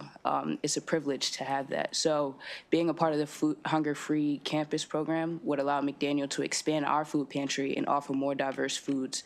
And for these reasons, I urge the committee to give favorable support of this bill. Okay, thank you. Good morning, Chairman Feldman and members of the committee. Thank you for the opportunity to testify in favor of Senate Bill 0789, which would increase the amount of annual grant funds in the Hunger-Free Campus Grant Program from $150,000 to $250,000 in fiscal year 2027. My name is Dr. Andrea Kalfuglu, and while my ideas are informed by my training in public health and research on campus food insecurity at UMBC, these ideas are my own. I am also a member of the advisory board for Retriever Essentials, which is an organization that I helped found 8 years ago that helps students meet their basic needs. My students don't come to class hungover from a night of partying. They fall asleep because they just got off their night shift job. Some are coming out of the foster system, and the dorm room is all that they have to call home. My colleague, Dr. Yuwen Wang, surveyed students at the University of Maryland College Park in 2023 and found that 27% of respondents were experiencing food insecurity. This percentage tracks as 30% of Maryland college students are eligible for Pell Grants and work study. If you just look at Towson, College Park, and UMBC, that's over 15,000 food insecure undergraduate students. I have done research along with my students that came along, my student researchers, and we spoke with someone at Warwick Community College, which is located near Salisbury, and the leader of their campus pantry was aware that 60% of the high school seniors there qualified for the free or reduced lunch program, but then they get to community college and they have no resources. That campus alone adds another 4,200 undergraduate students. I don't think it's unreasonable to guesstimate that over 30,000 undergraduates throughout Maryland are skipping meals because they don't have enough to eat. I ask for your favorable report on Senate Bill 789. Okay, thank you. We do have one of Senator Washington's panelists virtually, Brielle Pinzini. Why don't we take you and then we'll take questions. So you've got 2 minutes and it's all yours. Thank you. Good morning, and thank you for having me. My name is Brielle Pinzini, and I'm an anti-hunger program assistant with Maryland Hunger Solutions, a nonpartisan, nonprofit organization authorized as one of the official state outreach partners to support Marylanders navigating SNAP. I'm here today to offer our strong support of SB 0789 and to thank Senator Washington for sponsoring this bill. Campus food insecurity has been recognized as a major public health concern on a national level. The Government Accountability Office recently released a report focused on college student food insecurity and SNAP participation rates that estimated that 1 in 4 students experience food insecurity while enrolled, and that SNAP take-up is distressingly low. You might be asking yourself, how? There is no simple answer to that question. Every student and every campus is different, and that holds true across Maryland. Applying for SNAP can be challenging for many students due to outdated or overly complicated policy. Campus dining is not always an option, always a guarantee at every institution, and if it's there, it may come at a high cost to students attending. Being a student does not only mean that you are a middle-class kid aged 18 to 24 receiving support from their family, but can also refer to those who are older adults, single parents, persons who are unhoused, and those who may have a disability, all of whom could benefit from legislation like SB 0789. As a deeply involved partner since its beginning, Maryland Hunger Solutions has been able to watch the program develop, and we have seen the incredible impact it's had creatively reaching students who might have met roadblocks obtaining support elsewhere. Every year, the total of grant requests surpasses the amount of available funding, and the need continues to grow. Roughly 1/3 of public institutions have been able to successfully secure Hunger-Free Campus grant funding, accomplishing things like expanding their pantry operations and services. And with the additional funding proposed in SB 789, the boost could allow for more campuses to participate and amplify the program's impact. The Hunger-Free Campus Grant Program does an excellent job building and strengthening food security program for college students. In each campus, the flexibility to address the unique needs of their community. For these reasons, we urge a favorable report. Thank you. Okay, thank you. Questions for Senator Washington or any of the 5 witnesses? Okay, seeing none, that concludes the bill hearing on Senate Bill 789. We're going to go to Senator Gallion on Senate Bill 482, and then we'll go to Senator Watson for a couple of bills. Let's start with Senator Gallion. Senator, you are the only witness on the bill. Senate Bill 482, and you take the time you need to present the bill.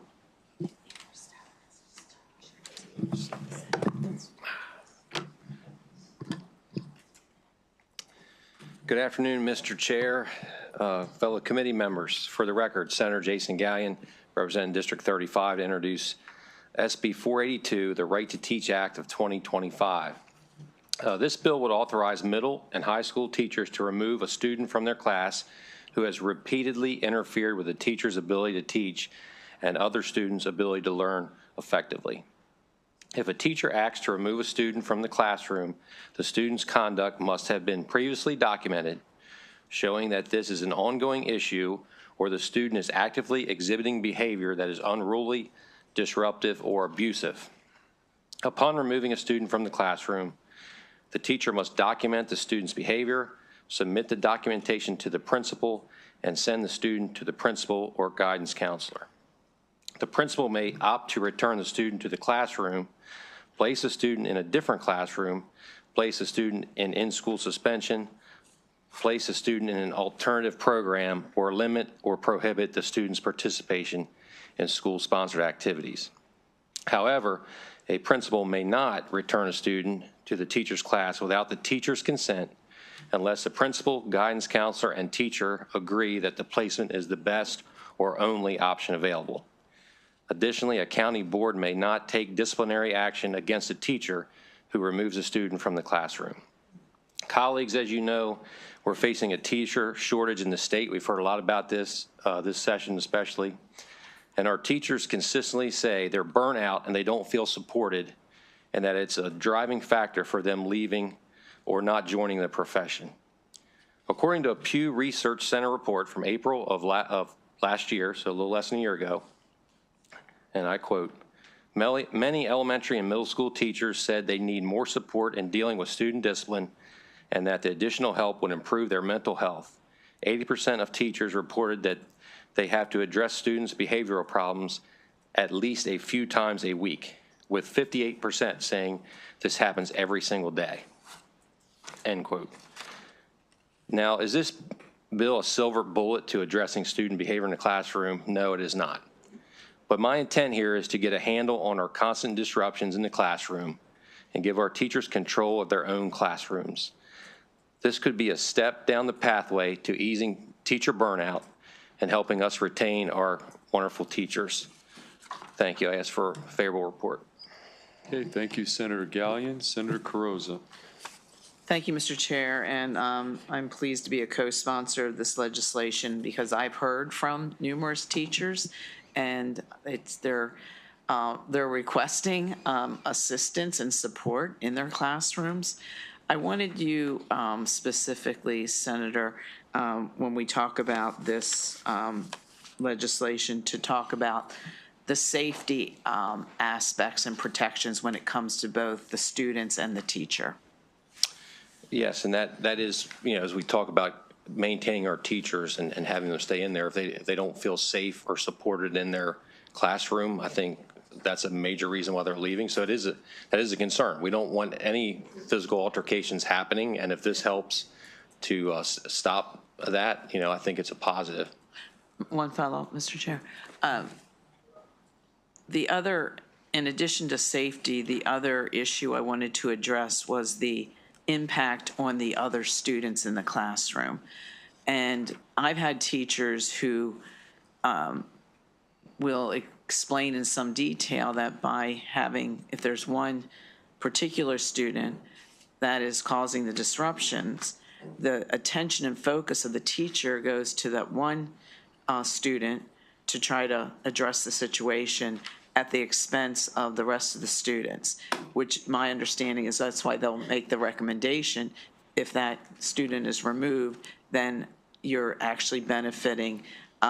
It's not only a safety issue in some cases, but it's also you're back on track on the education of the other students. Could you speak to the distraction aspects of the bill? Yes. So if you're in a, when we know that their class sizes are probably a little larger than we'd want. You're 25, 30 people, however many are in a class. If you have one that's continually disrupting, it definitely affects the other students in that class.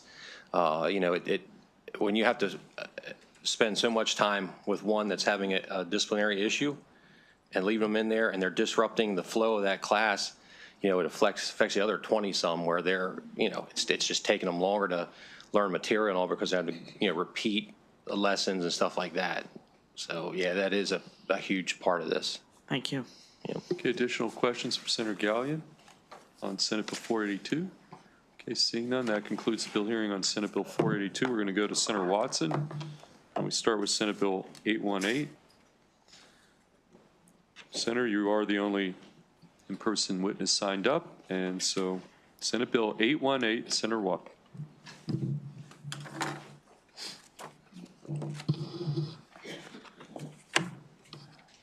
Good morning, Mr. Chair. Good morning, colleagues. For the record, Senator Watson representing the 23rd District of the State of Maryland. Today I'm presenting Senate Bill 818, Education, School Building, Energy Usage Monthly Report, and respectfully ask for your favorable report.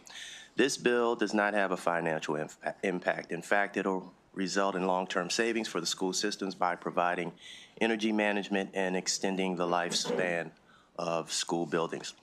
During my time as a member of Prince George's County Board of Education, it was particularly challenging to negotiate the demands of our limited budget, and it was most difficult to identify savings. One area where schools can adjust and save is in energy consumption. By simply adjusting school buildings' temperature by 1 degree lower in the winter and 1 degree higher in the summer, that can annually save about $1 million. I'm sure many of us have probably encountered experiences, especially in a lot of buildings during the summer, when it feels like a freezer and you're forced to put a coat on inside the building, but in the winter, you have to remove your blazer to feel comfortable. The Senate Bill 818 requires school systems to report their energy usage to the Interagency Commission on School Construction, hereafter referred to as the IAC. Will help to ensure buildings are comfortable and schools are not wasting energy. Every month, the IAC will analyze this data to provide recommendations for energy savings and identify potential issues, ensuring optimal temperatures in school buildings and addressing other concerns. Not much different than we as homeowners kind of get when we get our energy bills. It tells us how we did last year at that time. Properly heated and cooled buildings can reduce maintenance costs by up to 20% and extend the lifespan of facilities by 20% as well.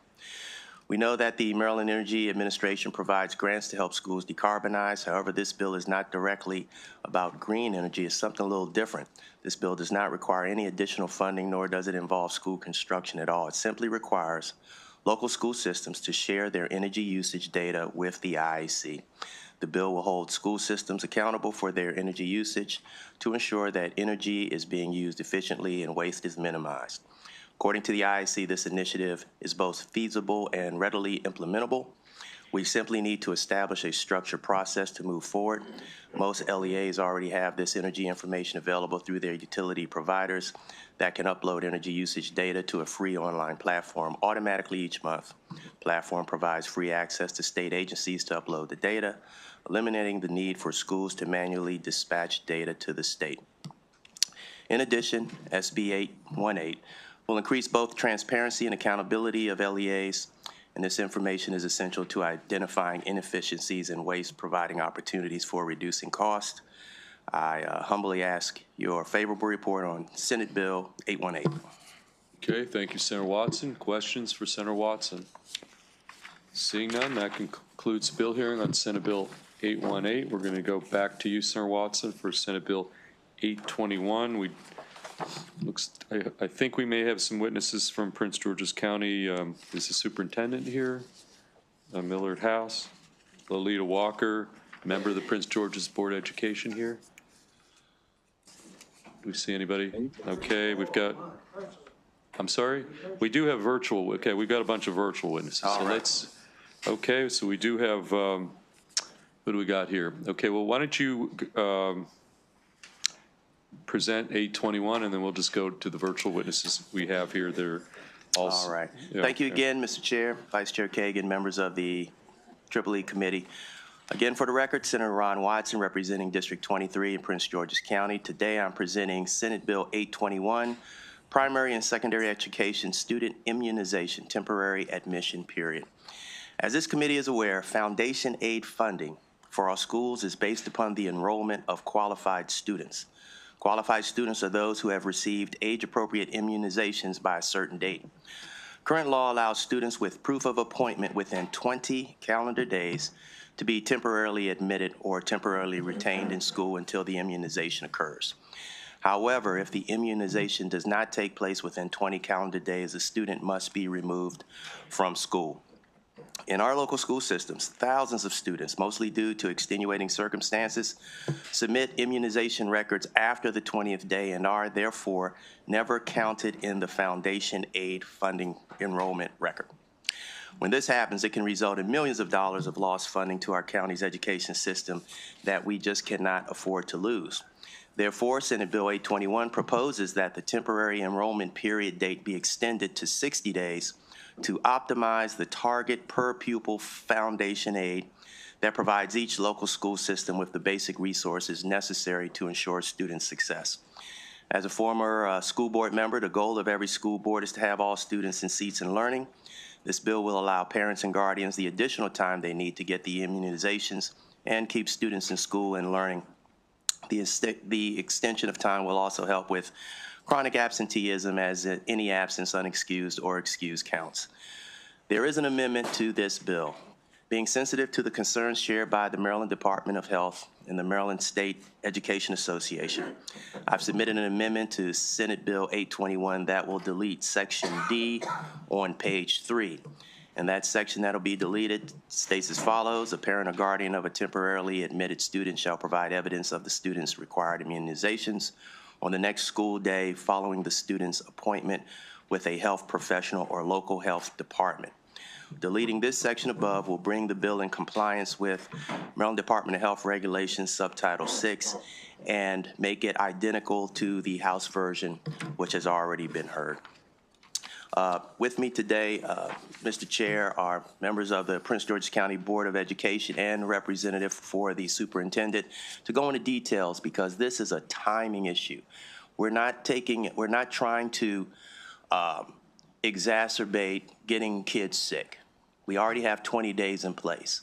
The extension allows the funding formula to catch up to make sure we have an accurate head count, because this has resulted in a loss of $24 million in prior year's funding, as you will find from our testimony. Okay, Senator Watson, before we go to our 3 virtual, we do have 1 in-person witness. Let's just get Robin Elliott in here, a straight favorable from the Maryland Association of School Health Nurses. So let's take Ms. Elliott's in-person testimony first, and then we'll go to the 3 virtual witnesses. So you've got 2 minutes, Ms. Elliott. Sure. Good morning. Robin Elliott, and I'm representing the Maryland Association of School Health Nurses today. And there is a school health nurse virtually who is much more expert about this than I, but as you can imagine, school health nurses are very involved with school immunizations. They took a look at this bill. They thought it made perfect sense to have a grace period. And as you can see in the bill, Senator Watson very nicely laid out that there has to be a plan in place for those immunizations to be obtained. So it looks great, and we would ask for a favorable report.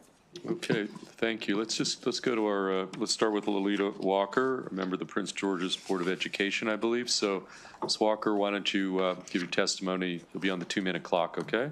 Thank you so much. Chair Feldman, Vice Chair Kagan, and esteemed members of the committee, I am Lolita E. Walker, a member of the Policy and Governance Committee for Prince George's County Board of Education. On behalf of our collective board, we strongly urge support for SB 821, and thank you, Senator Watson, for bringing this forward. We support this bill for 3 distinct reasons. The first is maintaining learning for our scholars. Each year, over 4,000 newcomer scholars enroll in PGCPS between July and September.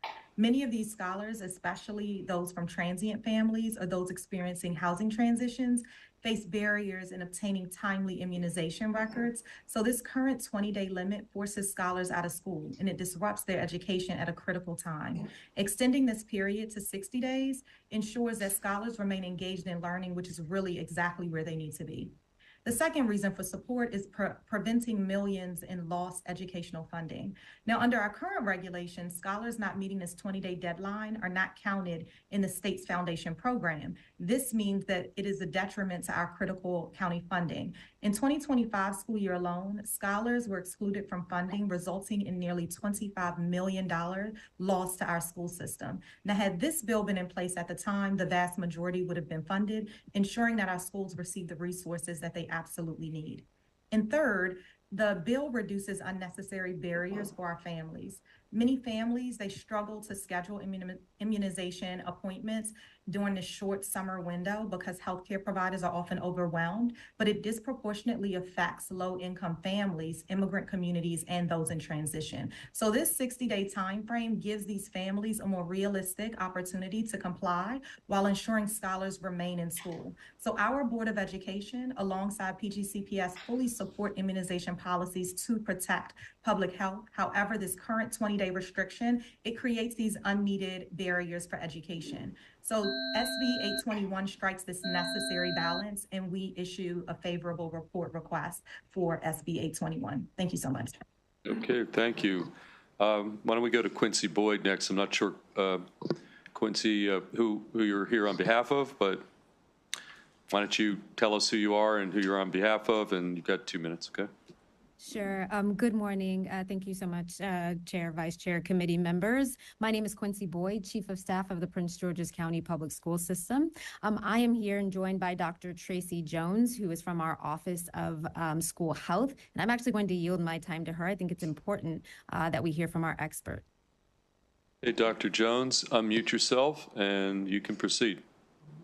Good morning. Thank you for the opportunity to testify in support of Senate Bill 821. My name is Dr. Tracy Jones, and I serve as the Maryland Director for the National Association of School Nurses and as the Supervisor for the Office of School Health for Prince George's County Public Schools.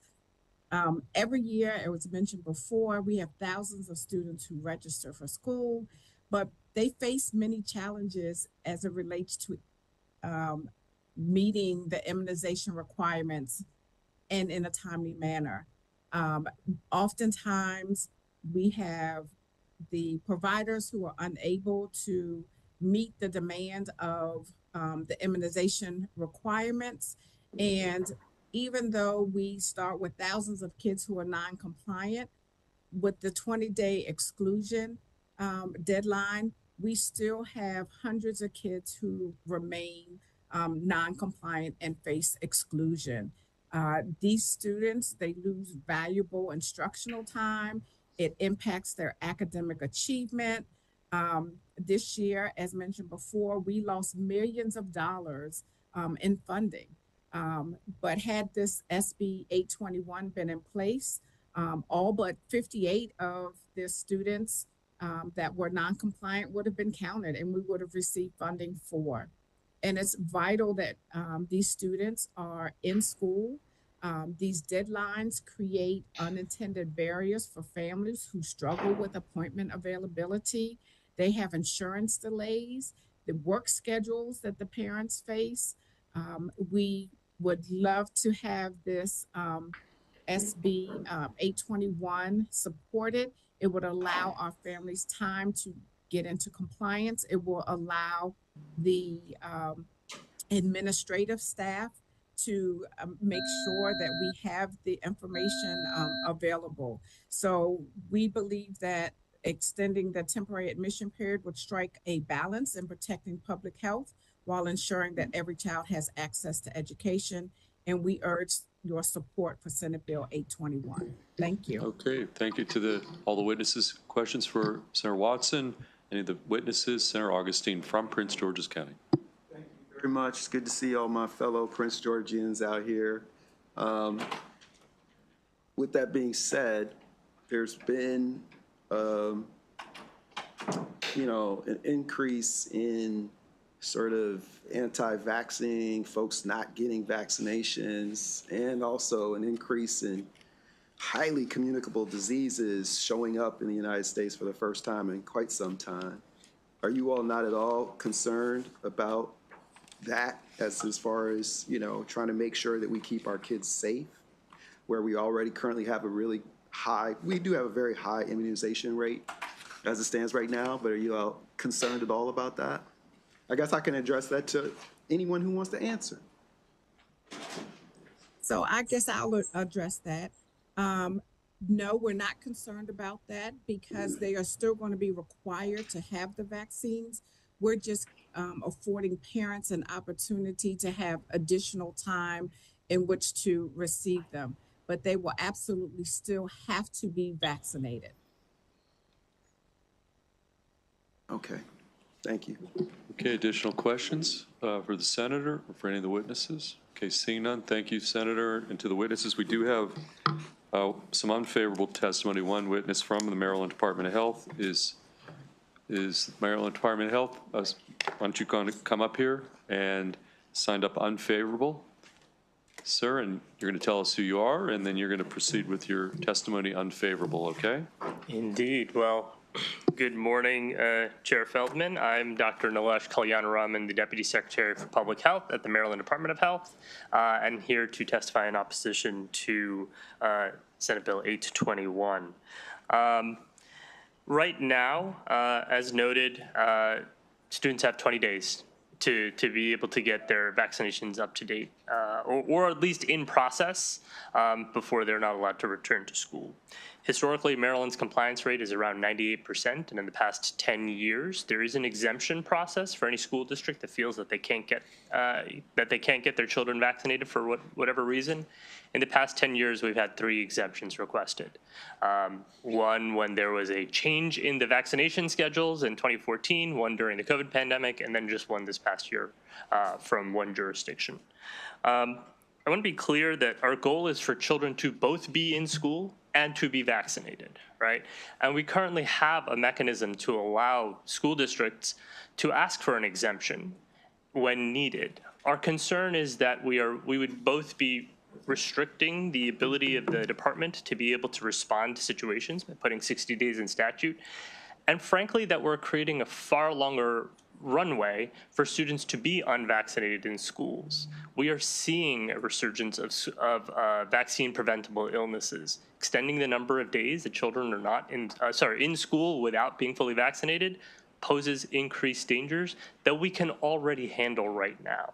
I do want to note that, in this instance, there was no exemption requested from the department, and we would have been happy to discuss this with the school district, figure out what we needed to do, coordinate with them to get resources so that they can get their kids vaccinated. So it's for these reasons that we're unfavorable on this bill and ask you to return that. Okay, thank you. Question, Senator Augustine. I mean, it's not a question. You just never come before this committee, and I'm just like really grateful for the work that you do for the people of our state. You've just been such a tremendous asset. So just want to say thank you for it. Okay, Senator Washington. And if you don't know this, during COVID, he was the health director of Annapolis. And so not only is keeping our state safe now, but you literally kept all of us safer during those difficult times. So, we really, really appreciate you. I wanted you to hear that. It looks like we have a clap. Okay.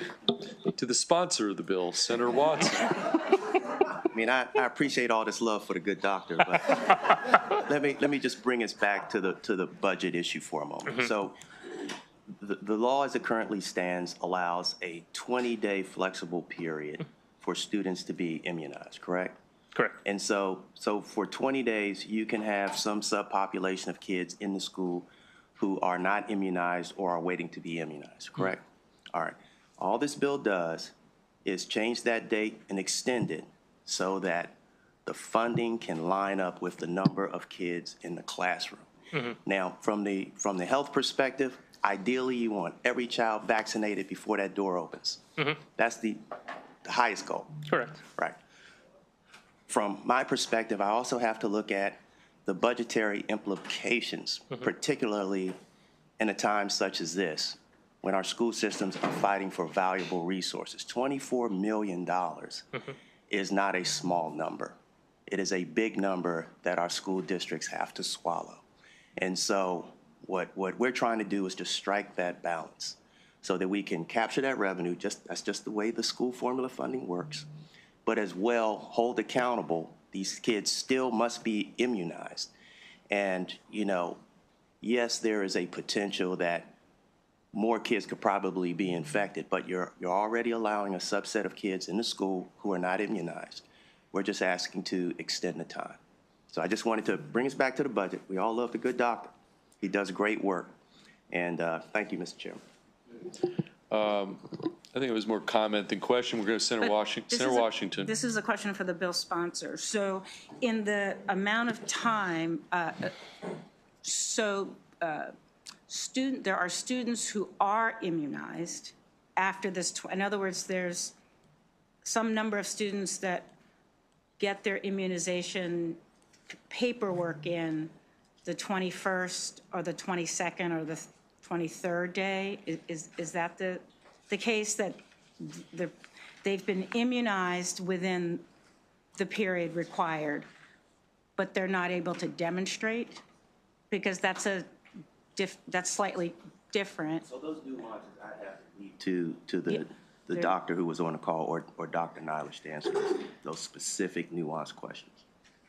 Would there be a difference between getting the paperwork and therefore being able to count them as part of the enrollment versus them getting the immunization after the period that is recommended from a public health perspective? Right. So as it currently stands, you know, what we want is children to either get their vaccination or to have an appointment scheduled and show proof of that. So there are still children who are not vaccinated who go past that 20 days, but because they do have, you know, we know that it might take a time to get an appointment, who are able to go past that. And then also, you know, I mentioned that a school district can ask for an exemption.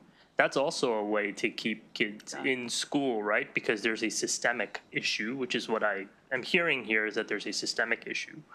Okay. But it also offers us the opportunity to be able to say, what is the systemic issue? Right. And how do we get at that so that we get the kids vaccinated and they're still in school? Yeah, and that's why I wanted to clarify that, because there's some jurisdictions have also had the issue of students aren't in their seats by the time school starts, and that's at a certain date when they count the census for that school year, and students come later in that year, and so the district doesn't have, is educating more students than they're actually being funded for. And so that's the issue that you're trying to address. I understand that. Okay. Thank you. Additional questions for this witness? Seeing none, that concludes the bill hearing on Senate Bill 821. We're going to go out of order real quick. We've got Senator Hester with a one-person bill at the end of the calendar here. Senate Bill 704. Senator, there is one virtual witness from Atlanta. Is he in the queue? Okay. And present Senate Bill 704, Senator Hester. Thank you, Mr. Chair, members of the committee, for your consideration of Senate Bill 704. You have my written testimony, so I just wanted to talk slightly off the cuff. We heard in the blueprint hearing, whenever that was, earlier this week, it's been a long week, that there's amazing opportunities for artificial intelligence, both to use AI tutors, but then also to make sure that our teachers have the cost-saving and load-sharing tools that they can use. Over the interim, I was appointed to the Southern Regional Education Board Commission on Artificial Intelligence, along with Delegate Eric Ebersol, who is the subcommittee chair of the Education Committee in the House. And so I am cross-filing this bill with the subcommittee chair. In your file, you will have kind of the 6 policy recommendations that have come out of this year-long work group, of which Maryland is a part. And so the bill before you really addresses policy recommendation 5, which is a needs assessment, and policy recommendation 6, which is resource allocation plans for AI in school systems. I also wanted to point out in your packet that we worked over the interim with PASAM and MSDE to do a really high-level survey of what's going on in our local school systems. And what we found is that only 2 of 16 LEAs that responded had a general artificial intelligence policy. The other ones didn't respond. Of the 2 that have them, there was 1 large school that had one and 1 small school that had one. Or not school, but LEAs. And so I think that lots has happened since the time this study was developed, but there really is a role for the state to play in ensuring that we are supporting our local school systems.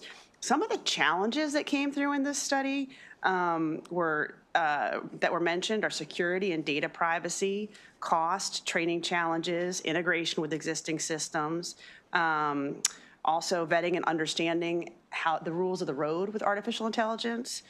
There was also some successes. We are seeing some really good results. We have pilots that are doing well on using AI tutors to supplement the classroom stuff.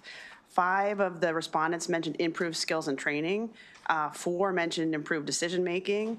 And other areas of success that were talked about in these surveys were personalization, equity, cost savings, and enhanced investigative capabilities. So there's some stuff going on locally in our school systems.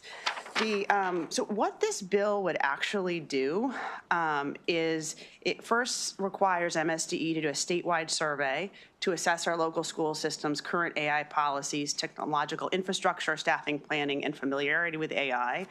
Second, it does an implementation readiness review just to determine how the State Department of Education can best support AI integration in our schools.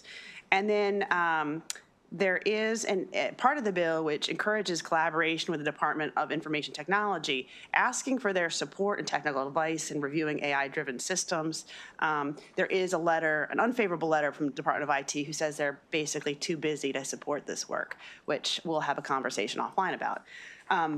Because I only have one person here on my panel, I just wanted to draw your attention to some of the testimony that we did receive.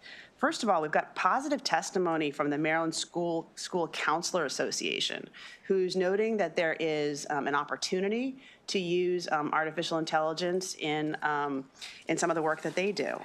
We also have positive testimony from the Maryland State Education Association, and they actually have an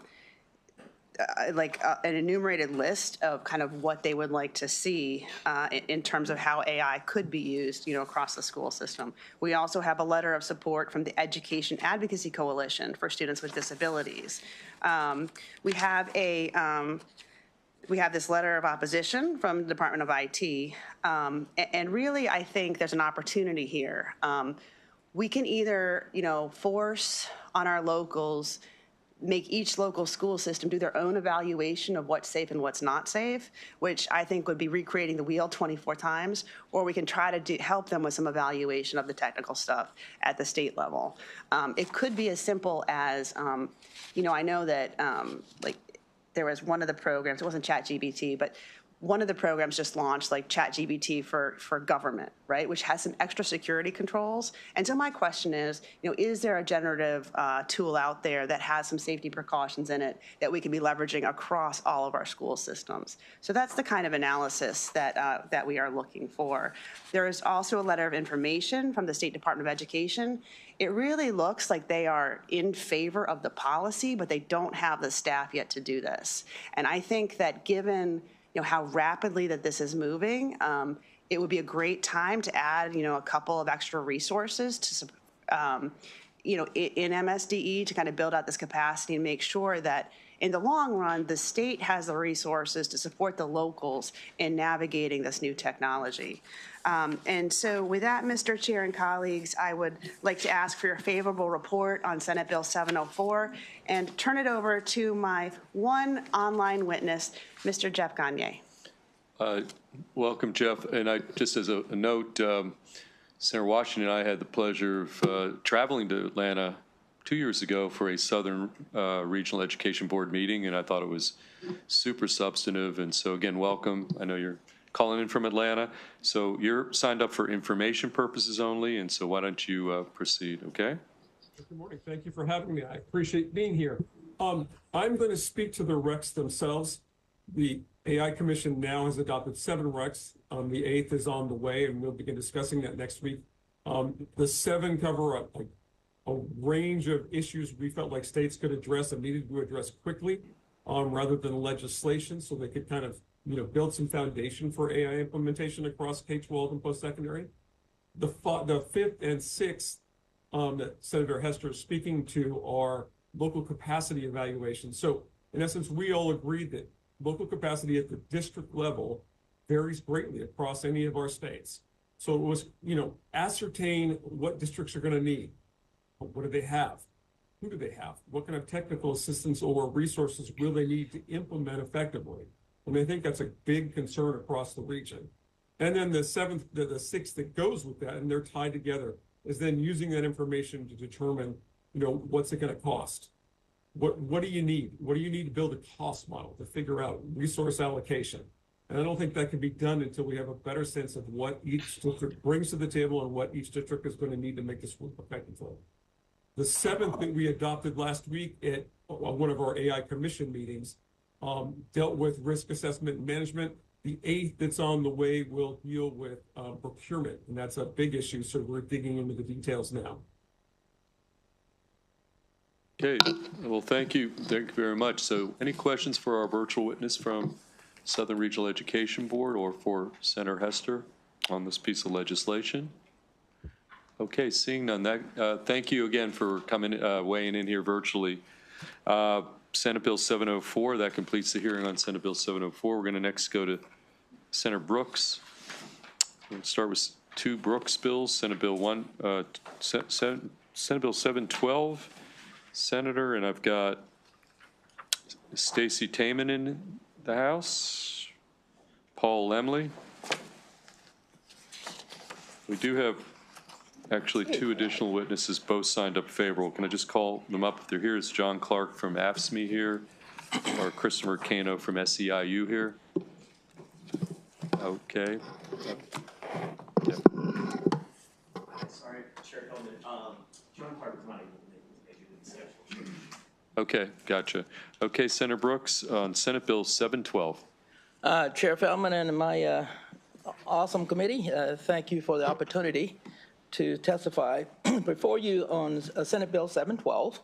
That's the State Board of Education Membership Education Support and Administrator Members. Yeah, the purpose of this bill is to alter the State Board of Education membership. Yeah, the State Board of Ed consists of 13 members and 1 student member with partial voting rights. Is tasked with establishing educational policies and standards for public schools and overseeing the state's educational system.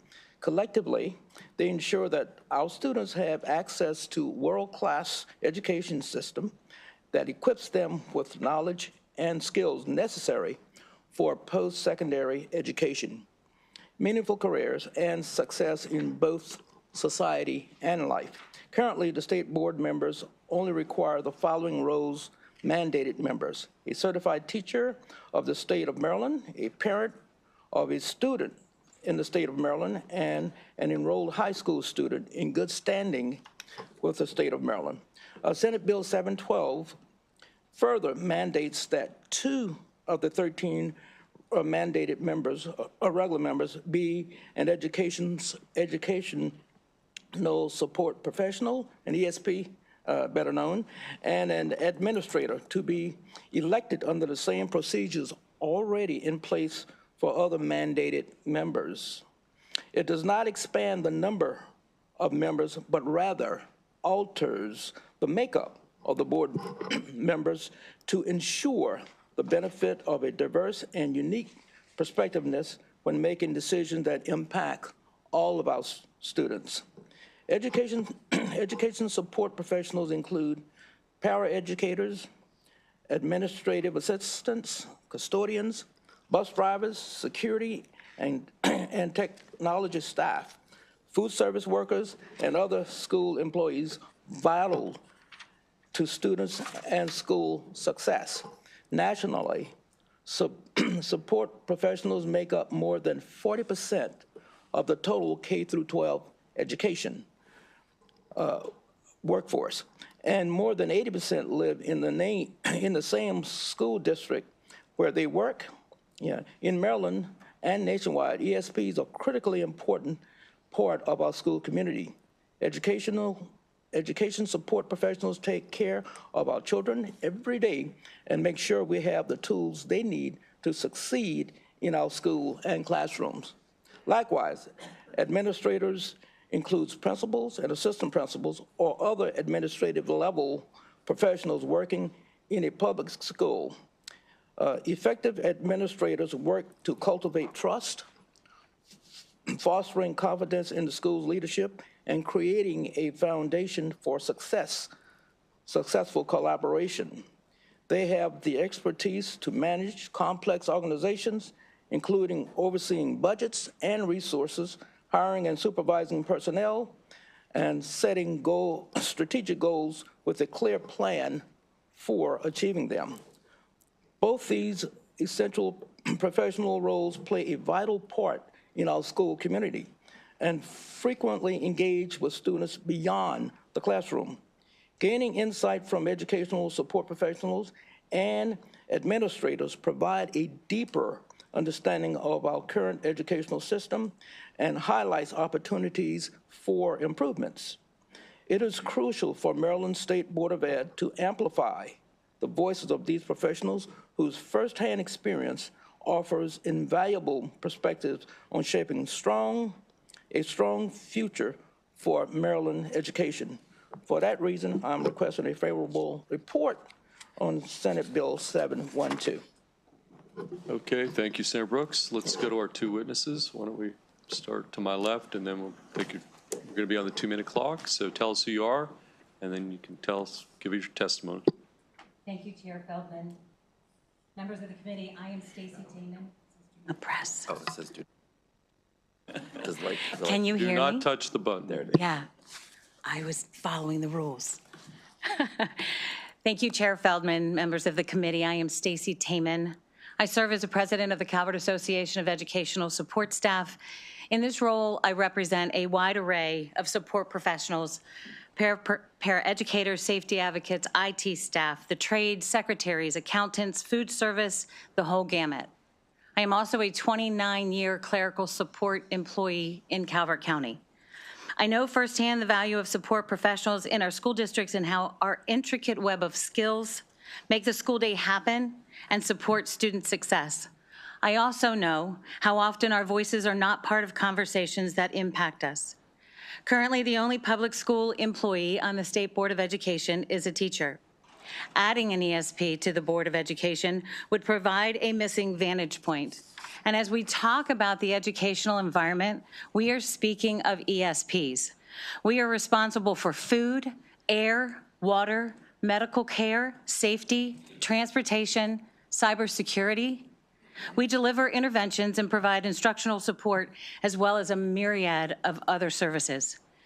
In the 2025 Maryland State Board of Education's legislative platform, it states, working with our partners in the General Assembly, we will advocate for legislation that advances equity, ensures student success at scale, and supports the development of a highly qualified and diverse workforce of educators and school leaders.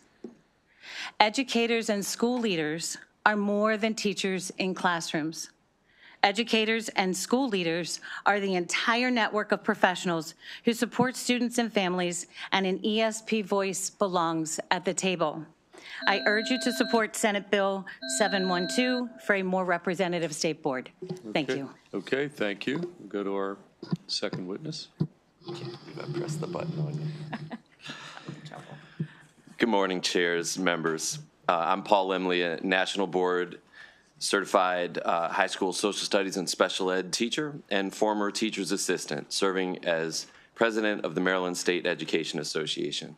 We represent 75,000 educators across Maryland, including thousands of education support professionals and in several counties, school administrators. With thanks to some of the people in this room, the State Board of Education has a teacher member, providing an essential perspective on how board decisions land in a real-world classroom. Beyond the teacher member, our law still bars additional members who are current public school employees. We miss the perspective of many educators who build school culture, oversee operations, and know what it takes to manage a school community safely and efficiently. Imagine for a moment a school without bus drivers dropping kids off, no front desk staff checking kids in and reuniting them with the lunch they forgot, no nurse for scrapes, stomach aches, and emergencies. Imagine no food service and no principal putting out 3 fires at once. It wouldn't look like a school at all. The dedicated people who run schools every day are perfectly situated to give input on policy and practice. We need their voices to fully capture the on-the-ground perspective that informs all good democratic decision-making. This bill would not increase the size of the board, nor would it displace any specialized appointees. These members would not vote on personnel decisions. This bill would ensure these seats are designated going forward, and the board governing our schools would be much better informed by the people best suited to provide their expertise and insight. We urge a favorable report. Thank you. Okay, thank you. Questions from Senator Carrozza? Chair, thank you, Senator Brooks, for this bill, and I really appreciate when the educational support professionals come up to Annapolis on a more regular basis and tell your story. My question is to Ms. Taman. Just how would the perspective of an educational support professional be different from a teacher's? And I think I'm thinking along maybe along the lines of a family, maybe understanding relationships with maybe even the student and the family beyond. But I think it's important to note what those different perspectives might be. Potentially, yes. But as we just heard about with the bill with the AI and that type of topic, we have professional IT staff. We could do the work that was being talked about earlier in that bill. We see things differently. We learn things differently about the students and the implications of things, but we're also the ones that are on the ground that roll it out and ensure that it happens, right? When we're talking about food insecurities, it is our food service workers who recognize food insecurities, that they recognize when a child is not eating.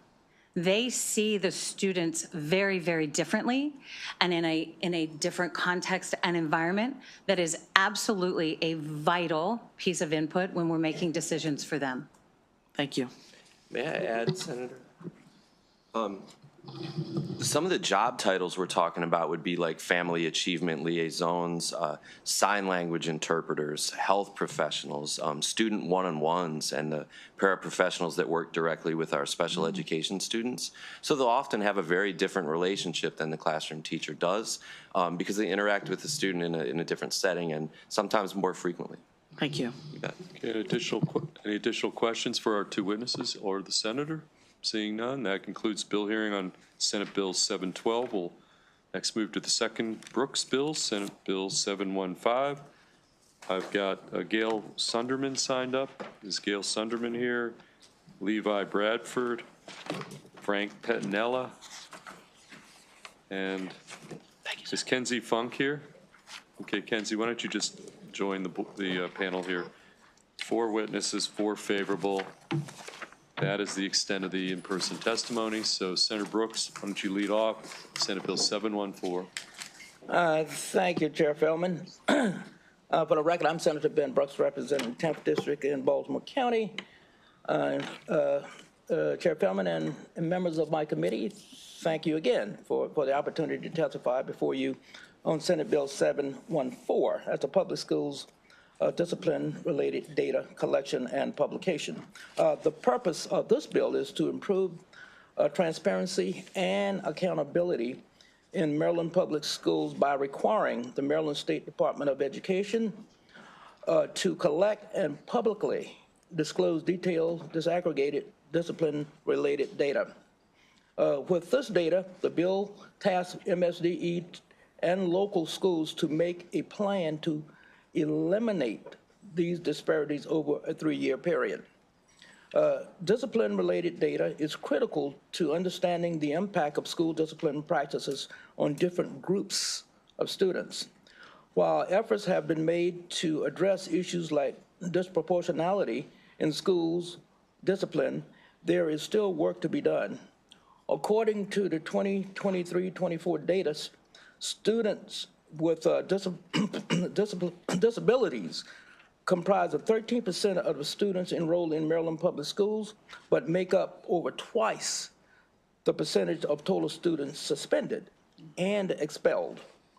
The current lack of transparency and public access to data makes it difficult to evaluate the effectiveness of discipline policies and identify schools where disparities exist. Transparency in data.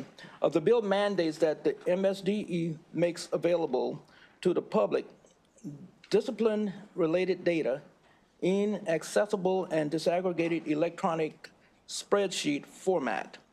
Current law already provides breakdown suspension data by grade level, race, gender, ethnicity, and disability status. However, SB 714 will make such that the data is also disaggregated by socioeconomic status, English language proficiency, and student with IEPs or 504 plans.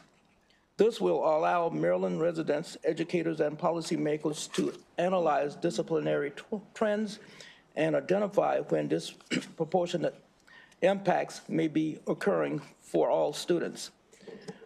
Currently, MSDE uses a risk ratio to determine which schools have disproportionate discipline practices. The risk ratio compares the removal rate of each student group in a school to the removal rate of a comparison group in the school. That'd be like all other students in the school. Therefore, a school that suspends students 3 times more than the school or the statewide average would have a risk ratio of 3.0. While MDSE already flags schools with a risk ratio of 3.0, the bill lowers the risk ratio threshold to 2 in order to more accurately identify schools with problematic discipline disparities and align Maryland law with the federal IDEA discipline reporting.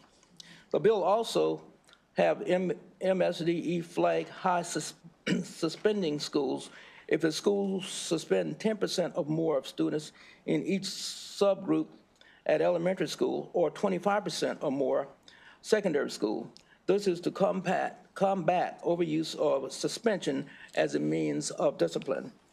When a school is identified as having disproportionate disciplinary practices, the bill requires the school to submit a plan to the State Board of Ed to reduce the disparities in 1 year and then eliminate them in 3 years. In addition to local action plans, MSDE will also develop a parallel action to support local schools and provide resources to reduce discipline disparities. The disproportionate impact of school discipline on students of color, students with disabilities, and English language learners is a persistent problem in Maryland. SB 714 will help Maryland make significant strides toward eliminating it. By making this data public and disaggregated, schools can better understand these disparities and take meaningful steps to address them. Transparency is key in holding schools accountable, and this bill is an important step toward ensuring that all students, regardless of background, are treated fairly and equitably in our schools. SB 714 will also help school systems by providing them with the tools and support they need to improve this disciplinary practice and reduce suspension, particularly among vulnerable and student populations. For this reason, I request a favorable report on Senate Bill 714. Okay, thank you, Senator Brooks. Why don't we, yes, sir? I could start. Yeah, why don't you start? Tell us your name. Yep, go on. Hi, good afternoon, good morning, I guess. My name is Levi Bradford. I'm a education attorney and data enthusiast with the Public Justice Center. We strongly support Senate Bill 714. It'll improve the quality of our school discipline data and help districts get support to address persistent disparities in the use and overuse of suspensions. This bill does three main things. First, it improves student discipline data, as Senator Brooks outlined. But second, the section I want to focus the most on is it changes how MSDE flags schools for discipline disparities. This is really important because research consistently shows that students misbehave at roughly the same rates regardless of race, yet discipline is applied at much higher rates to students of color and in particular Black boys. Currently, the policy is that if a student group at a school is suspended at 3 times the rate of all other students, MSDE will flag that school for discipline disparities. This measurement is called the risk ratio, and as in the meaning like the risk of students getting suspended is 3 times greater than that of other students. This bill lowers that risk ratio from 3 times to 2 times. This will more accurately capture disproportionate suspension. For example, in 2018, which is the last year we have good data for the risk ratio, Lansdowne Middle School in Baltimore County, a quarter of all Black students were suspended at least once, and this was not flagged under the current risk ratio. Homewood Center in Howard County, half of all Black students were suspended at least once. That was not flagged. Somerset Intermediate School, a school where the number of suspensions they gave Black students was equal to the number of Black students they had, was not flagged under the risk ratio currently. These schools would be flagged if this bill passes. The bill also adds a high suspending metric, as Senator Brooks said, which flags schools for suspending 25% or more of a student group in secondary schools. Now, what happens when these schools are flagged? That's the third thing this bill addresses. MSDE, when they identify a school with disparities, the district has to create a plan currently already. The district should look to do that work themselves. This would have MSDE help them with parallel action plans. For these reasons, we ask the favorable report on Senate Bill 714. Okay, thank you. Who wants to go next?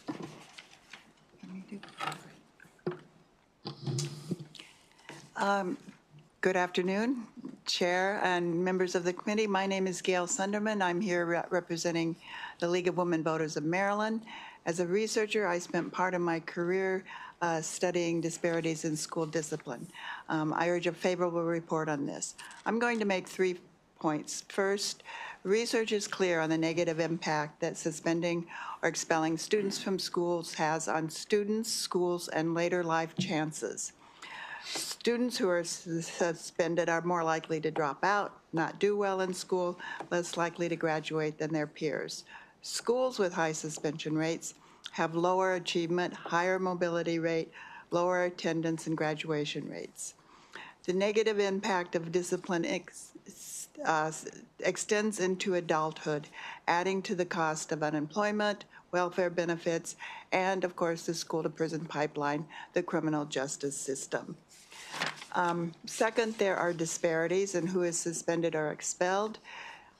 This disproportionately impacts students with disabilities and minorities, especially African American students. Third, we need a better measure of disproportionalities. 75% of the schools identified under the risk ratio that Maryland currently used were elementary schools.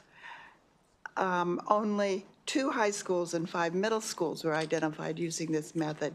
Yet research shows that middle schools typically have the highest suspension rates, followed by high schools, and elementary schools tend to have the lower rates. This is part of the problem with the risk ratio. It's not very accurate. Lowering it will help, but adding the second measure, this percentage of students suspended or expelled by subgroup, will provide a more accurate representation, and it's easier to understand.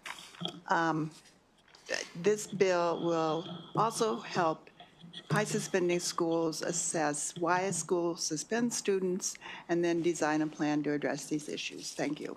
Okay, thank you. Why don't we go right there, and then we'll pick up the final one. Good afternoon, Mr. Chair and members of the committee.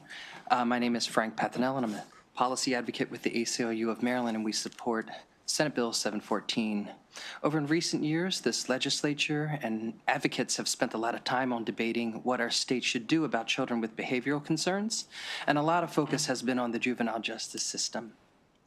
When it gets to that point, the child is at a significant disadvantage because once entangled in the legal system, it's an uphill battle, and many children end up in the school-to-prison pipeline. We spend a lot less time on preventative measures that should be taken to curb the need to involve the legal system. Gail talked about the decades of research that we have on the impact of having a high rate of suspensions and disproportionate suspensions, which should help us all align on what we need to do in our schools. This bill is about prevention. It's about supporting the teachers and staff in the building and getting students on the right path. This bill is a tool for schools and the larger community to use when thinking about how to strategically design programming and invest existing funding available through the blueprint and how to target other available state and local resources. Schools with high poverty get additional dollars from the state and direct schools to develop their own community school strategy. High suspending schools should have this data available when school administrators engage with the broader school community on developing their school-specific community schools plan. Another blueprint program involves doling out over $100 million annually to address student behavioral issues through the Consortium for Coordinated Community Supports. And based on what I've seen, they don't use this data to target schools that have the most need for these resources. State and local school districts have come a long way in reducing suspensions before the COVID pandemic, but after returning to school, we saw an increase in behavioral issues and suspensions have increased accordingly. Again, this is not a punitive bill. It's about working smarter and having the information needed to be intentional about prevention. It's about supporting our teachers while building on the great work of MSDE and districts have done on improving school climate and helping our children meet the goals of the blueprint. And lastly, this bill can be considered a companion bill to the Restorative Schools bill that this committee just passed. This bill will provide data for LEAs to identify schools that have serious climate issues to target intervention. For these reasons, we ask for a favorable report. Thank you. Okay, why don't we go to your Kenzie Funk? You're here favorable as well. Yes. Thank you to the Chair, Vice Chair, and members of the Education, Energy, and Environment Committee. My name is Kenzie Funk, and I'm here on behalf of Strong Schools Maryland as a policy advocate in strong support of Senate Bill 714. We appreciate our senators for introducing this important piece of legislation in order to improve transparency and accountability in student discipline practices across Maryland. Currently, we know disparities in school discipline persist, disproportionately impacting Black and Brown students, students with disabilities, and English language learners. These disparities are often rooted in school policies, practices, or implicit biases within the adults and students in the school community itself. We know that targeting student groups for disciplinary action causes real harm for students. The American Psychological Association reports that disproportionate targeting through disciplinary practices is linked with long-lasting negative mental health effects, lower academic achievement, and an overall negative school environment, which other people on this panel also mentioned. Simply, Senate Bill 714 improves the system by ensuring that discipline data is collected, disaggregated by student group and disciplinary action, and most importantly, made accessible to the public. This will help state and local governments and the school community to identify schools in areas with high risk ratios, and further proposed legislation then mandates that action be taken through a local education agency action plan to address these disproportionalities in discipline. The blueprint recognizes the necessity of equitable transparency and accountability in our education system, not just in Pillar 5, but interwoven into every pillar of the blueprint, as Frank was mentioning. When the community has a real understanding of what their students face in schools every day, more can be done to advocate for equitable and just treatment in those schools. By passing this bill, we take a necessary step toward ensuring all students have access to a safe and equitable learning environment, and for these reasons, we urge a favorable report. Thank you. Okay, thank you. Any questions for Senator Brooks or the four witnesses? Senator Washington. Thank you, and thank you for this bill. And Frank, thank you for sending it. Every year we're collecting data, and you're saying that we have $100 million to target discipline-related issues or disparities. But what do we do? How is that money being spent? I guess. Is I want to clarify that. Yeah, thank you. Or just inform the committee that there is a proposal. Well, the governor's budget cuts the consortium for community schools by something like 100. Is it? I think it will go forward with 40 million instead of 130 million a year. If if the BRFA and the budget passed as proposed. But the Consortium for Coordinated Community Supports is under the Department of Health. Am I right, Kenzie? Right, and they accept applications from community-based behavioral health providers. Okay, just correct it. We've been advised it's actually not under the Department of Health. I don't It's want not? Okay. Yeah, so anyway, Senator Wash, yeah, go on. Yeah, I'm just finish trying it. to clarify what Interesting. he's saying. Okay, you just blew my then- mind. All right, then, This whole time I thought it was.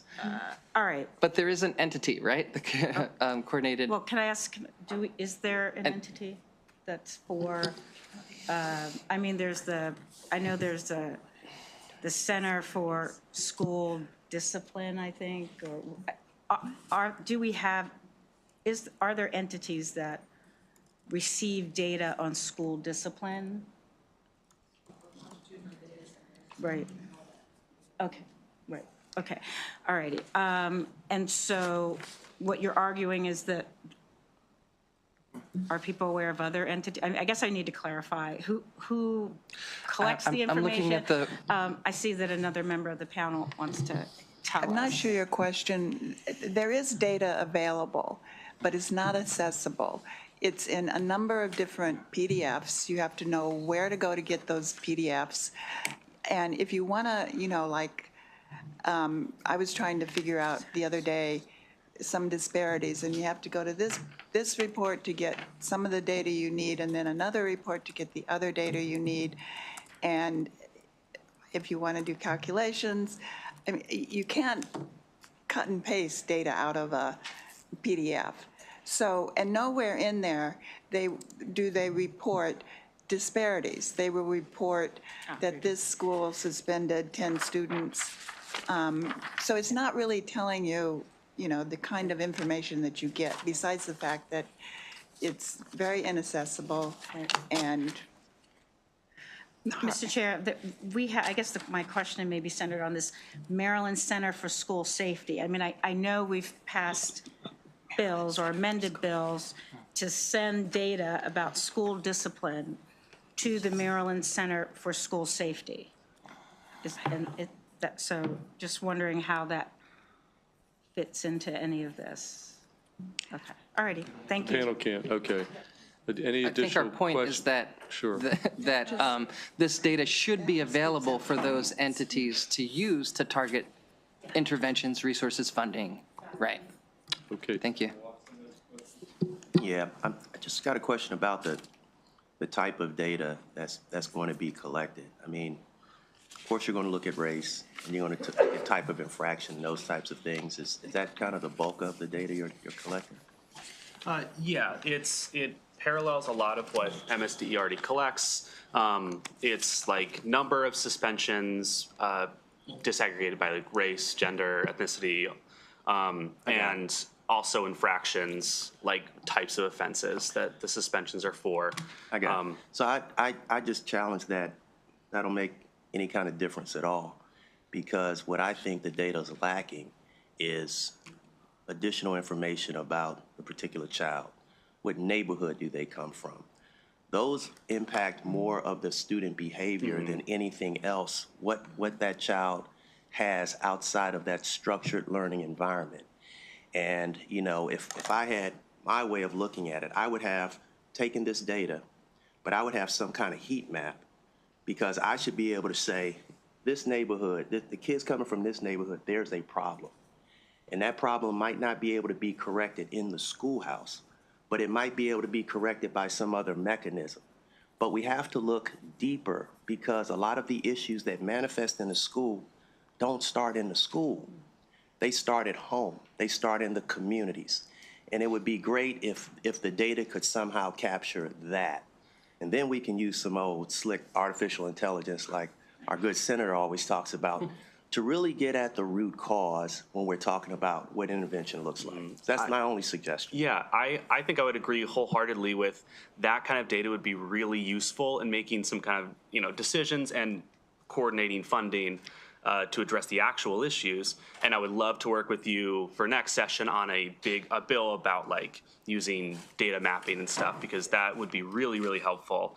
I think that our solution currently is the districts already make plans to address their disparities. It's already in COMAR. We've pulled the language from COMAR and put it into our bill to make it statutory. Having them make their own localized plans is us trying to say, use your individual context, your own context to develop how are you going to solve these issues. And the bill itself has MSDE complement their plans, say the districts are leading, they know the issues better than MSDE does, but MSDE is there to give support, resources, guidance, anything to try and help that plan come to fruition and actually solve the disparities. So you're totally right. A heat map about where issues are popping up in communities alongside of school data would be really useful. Short of doing that and developing the technology for that, I think this starts to get at those issues. And if I could say, Senator, I think you're right. The challenges that experience in the community do wind up into the school. But at the same time, I think it's still important to have this information. And I know that's a good argument for the bill we passed in your restorative schools, because I've visited some, and then kids come from various communities, but at the same time, being exposed and being taught how to deal with conflict resolution creates a much safer and better environment. No, I understand. Yes. I always get challenged when we try to make a certain outcome reflective of some kind of demographics. It most times in my mind doesn't work. You literally could have kids who come from a known gang area where there is known violence. And all of that whole area goes to a particular school and they represent a specific subgroup. They're always going to have more problems, more challenges than those who come from surrounding areas. But if you're just looking at it from a black and white lens, you're not capturing any of the underlying issues that need to be resolved. And so I just want there to be kind of a balance, is what I'm getting at. I mean, it's nice to have the data, but you got to know what's under the sheets before you can really get the effect you want. That's all I'm saying. Well, hopefully more data will allow us to do that. Okay, we don't have to. Okay, how about you have the last word on this unless there's additional questions? Okay, yeah, I just want to say one of the things, Chair, there is a clarifying amendment on the bill. Yeah, and that it explains that public school includes alternative schools. So, yeah. All right. Okay, I don't want to cut anybody off. Any additional questions for the panel? Questions? Okay, seeing none, that concludes the bill hearing on Senate Bill 714, which brings us to the two final bills of the day, both from Senator Carrozza. We will start with Senate Bill 783, and then the final bill 791. Senator Carrozza, I've got 3 virtual witnesses signed up. They're not part of any formal panel, so why don't you present the bill, and we'll see who's in the queue virtually. So, Senator Carrozza, Senate Bill 783. Thank you, Mr. Chair, and thank you to my colleagues on the esteemed Senate Education, Energy, and Environment Committee for hanging. For the record, Senator Mary Beth Carrozza, representing Maryland's coast, Worcester, Wycomico, and Somerset counties. And I really appreciate the opportunity to present Senate Bill 783, which is bipartisan legislation that would require a principal or member of the school administration to investigate each student fight or physical struggle between 2 or more students. If a student involved in the physical altercation is found to be acting in self-defense, that student may not be disciplined. If disciplinary measures are taken before the investigation is completed, the student found acting in self-defense shall have that disciplinary action expunged from the record. I thank Senators Gallion, Hester, and Watson for co-sponsoring Senate Bill 783. I might remind the committee that similar legislation was introduced by Senator Carter in 2024. And to address some of the concerns raised in last year's House hearing of the cross-filed bill, this bill has been amended to only allow school personnel, not students, to take action to prevent violence on school premises or school-sponsored trips. In essence, this bill would end the unofficial, unfair zero-tolerance practice in some schools that treat both the aggressor and the victim in physical altercations as if they are both at equal fault. For background, zero tolerance began with the Gun-Free Schools Act of 1994, and it became widespread, dominant form of school discipline following the Columbine High School massacre in 1999. However, the overreach and arbitrary implementation of zero-tolerance policies led to their repeal across the United States. For example, the Los Angeles Unified School Board was forced to roll back its zero-tolerance policies in 2014 when it became public that black students were 6 times more likely to be arrested or given a ticket than white students. After the zero-tolerance policies were rescinded, suspensions dropped by 53% and graduation rates rose by 12%. Now, back to Maryland. The Maryland State Department of Education rolled back zero tolerance in the state following a February 2011 meeting when a news article highlighted the suicide of a student suspended under the zero tolerance policy became public. So beginning in the 2014-2015 school year, each local Board of Education began to review and revise its student discipline policies and regulations with the goal of maintaining an environment of order, safety, and discipline necessary for effective learning.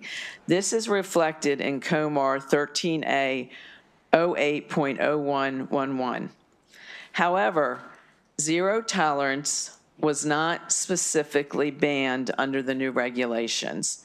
This is part of the problem. For almost 20 years, zero tolerance was so widespread that the practice of zero tolerance, if not in name, still occurs within some schools. Students who are not at fault are still penalized for being involved in physical altercations, and school officials do not conduct investigations.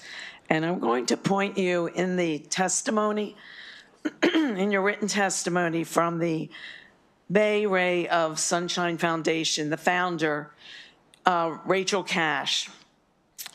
In December of 2022, her 14-year-old daughter, Mackenzie, tragically lost her life due to the overwhelming mental health effects of relentless bullying.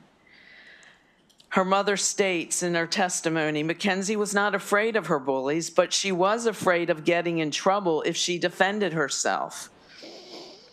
Under the current policy, students who are attacked are expected not to defend themselves or risk facing the same consequences of their attackers.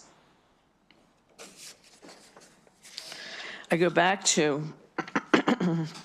I will point you back to the assumption. I want to be clear on the legislation. It is not requiring the Maryland State Department of Education to change its regulations or processes.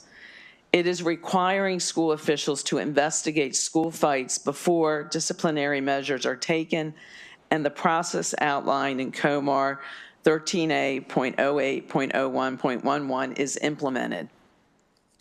The assumption behind zero tolerance policies is that removing disruptive students from school will deter other students from disruption and create an improved school environment.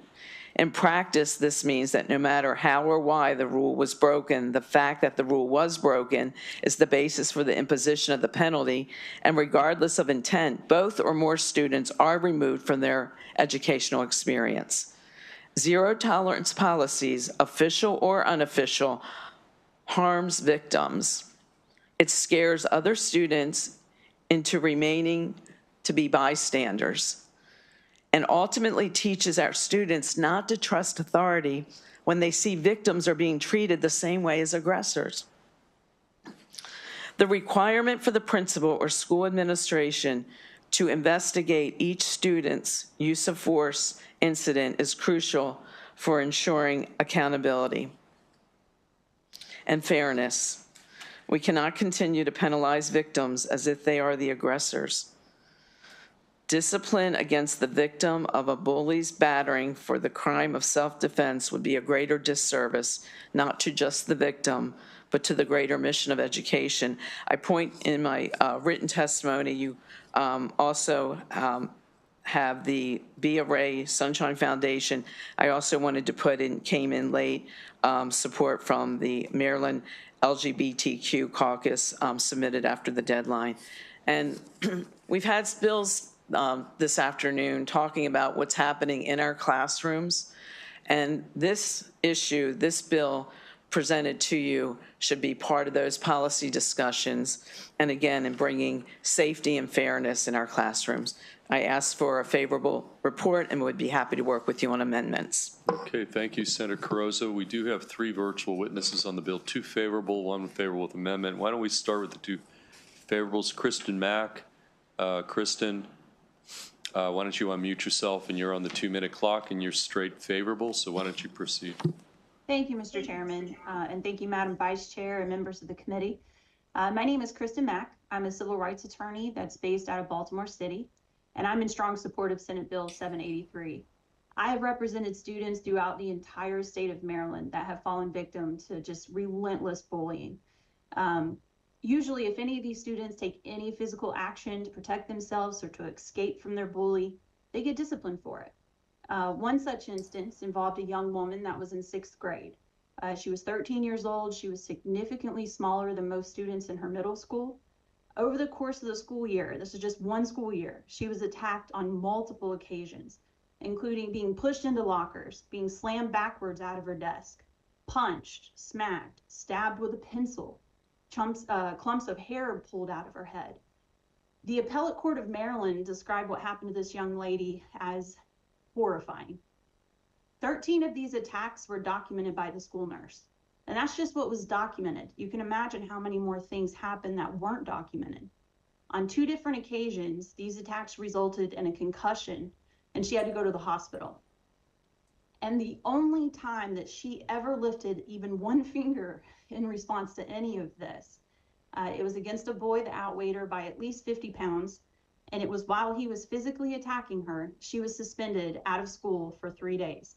She had never been in trouble for fighting or anything like that before, but she, in trying to defend herself because of zero tolerance policies, she was suspended for 3 days and had that black mark on her record for the rest of her academic career. What this legislation does is it doesn't absolve anyone for using inappropriate physical force. Because if there had been a finding of unreasonable force by this young lady after an investigation into the circumstances, it would offer her no protection from discipline. But I just don't think in today's world, we should allow for kids to be physically assaulted time and time again when teachers aren't around. And then when they try to protect themselves, they get in trouble for it. So I asked for a very favorable report on House Bill 783. Thank you. Okay, thank you. We've got James Troutwine. Mr. Troutwine, you're also signed up favorable, and it looks like you may be from the same law firm, but I could be wrong. Okay, Mr. Troutwine.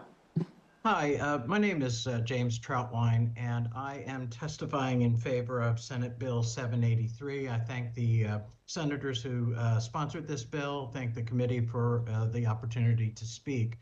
I want to speak as a student who's gone through the public school system and has been the subject of quite a bit of this bullying. So I can tell you that, of course, it was always a concern of mine as to whether I would get in trouble, because sometimes they just throw up their hands, the administrators throw up their hands, and they say, we don't know who caused this fight, you're both suspended. Well, of course, I just could not afford to risk my academic career and future on that. So I can tell you that it has left quite a bit of psychological impact that I've overcome, but it's something that we can spare others from going through. You've heard some other descriptions that, quite frankly, were worse than mine. But nevertheless, I made it through without getting suspended, but it was because I often could not really defend myself. And in not being able to defend myself, unfortunately, that meant that I went through years and years and years of that abuse. Now, this bill here, as I've read it, it actually only seems to, include some of the same legal protections that we would expect in everyday life for adults. Some of those protections, of course, are the principles of self-defense, which I've just discussed. The due process principle that there should be some investigation into these incidents before punishment's meted out. Then also it really prioritizes education, the long-term goal of education for the students over the short-term goal of disciplinary action. It leaves the discretion still with the principal, but only with the guidance of a preponderance of the evidence, more likely than not, and then they can make their determination. And it also then provides for, of course, a process thereafter where that can be challenged for the purposes of protecting the students' educational rights.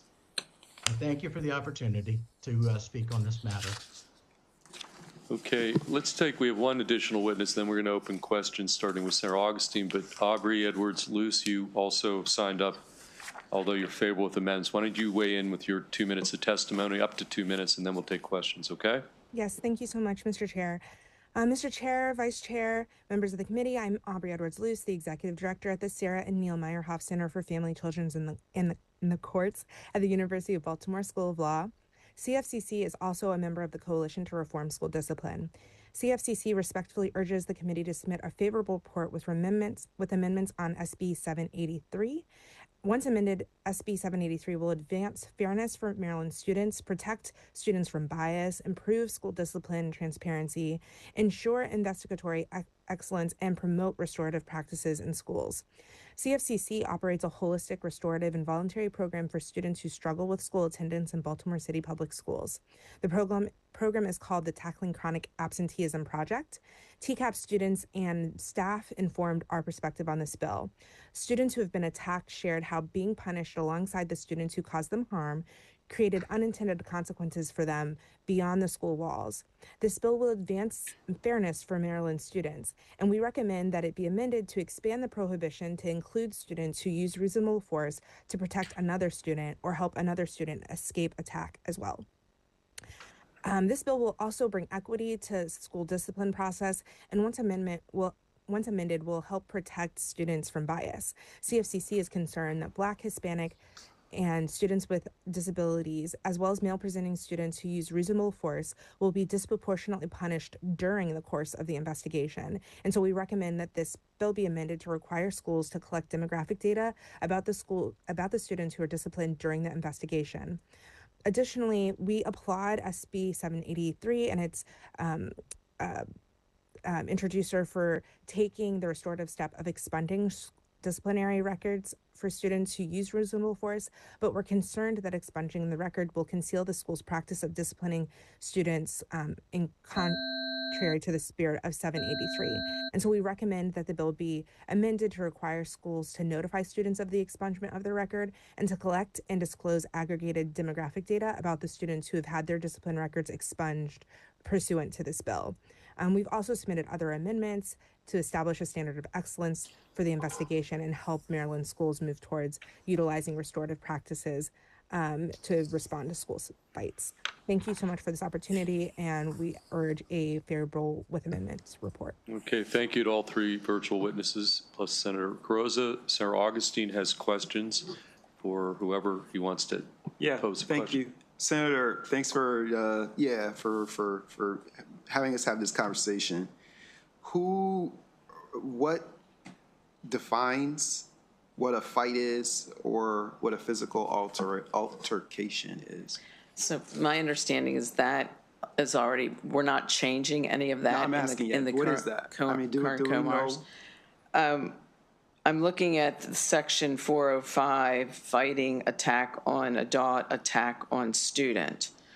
And then it goes through and says schools should consider multiple factors, and it goes through whether they acted in the heat of the moment, whether the student was verbally provoked, whether the student was acted in self-defense, whether the student was intervening in a fight. It's spelled out in COMAR. So I was just trying to be very clear that we were not changing that, but what's happening is that in many cases the altercations are not being investigated at the leadership level, and therefore, if they're not being investigated and there is an unofficial zero tolerance that, both the aggressor and victim have both the same penalty, that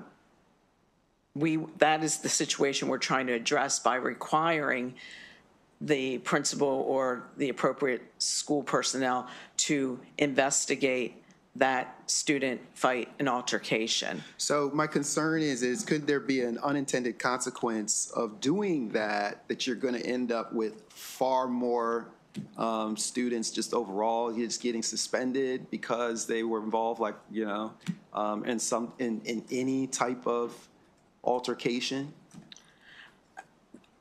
I'm focused on the victim, Senator. So you're not concerned with the other students? My concern right now, I'm talking to some local superintendents. Some are following the guidelines and doing the investigations, and they have the discretion on providing penalties to the aggressor and not taking actions. But in some cases, across Maryland, we have situations where both the victim and the aggressor are being treated the same. And my focus would be by requiring at least the investigation at a leadership level, that would be a protection for the victim. Okay. Okay. So, and then on the second portion of it, where it talks about the disciplined student after I mean, you're saying also that there's some definition for what would be considered reasonable force necessary, like how they would be determining that, meaning how they would be asked to adjudicate on this matter. That's also somewhere? My understanding is that within these guidelines, there's discretion. There is that discretion at the local level. And as you know, I would want to make sure our locals have that discretion. But again, I'm going to stay focused on those systems those school districts that may be practicing the zero tolerance, which means that there is no investigation at a leadership level. There's just both students were involved. They're both either suspended or they both have the same penalties, which my intent with the legislation would be that with the investigation that the leader of the school, the principal or designated official, would conduct a review that would bring fairness to the investigation, meaning focus on, treating both of them separately, one as an aggressor and one as the victim. One last circumstance, Senator, and forgive me, Chair, if I'm just trying to get my understanding of this. One last circumstance, Senator, given the testimony and everything that has been shared, where you've got youngsters who are being bullied. The discussion is, or there was significant discussion around bullying, which clearly can not be physical, and it can just be really, really, really bad, right? Nobody wants that. Like, literally nobody wants that. But let's say there's a student who is bullied, they're being bullied, and they get tired of getting bullied, so they just, haul off and hit somebody. They just, straight, just, jack them in the face. Under what you're talking about and what you're trying to suggest here, you're saying that would then qualify under the way that you're sort of organizing this, that person would be justified in doing that?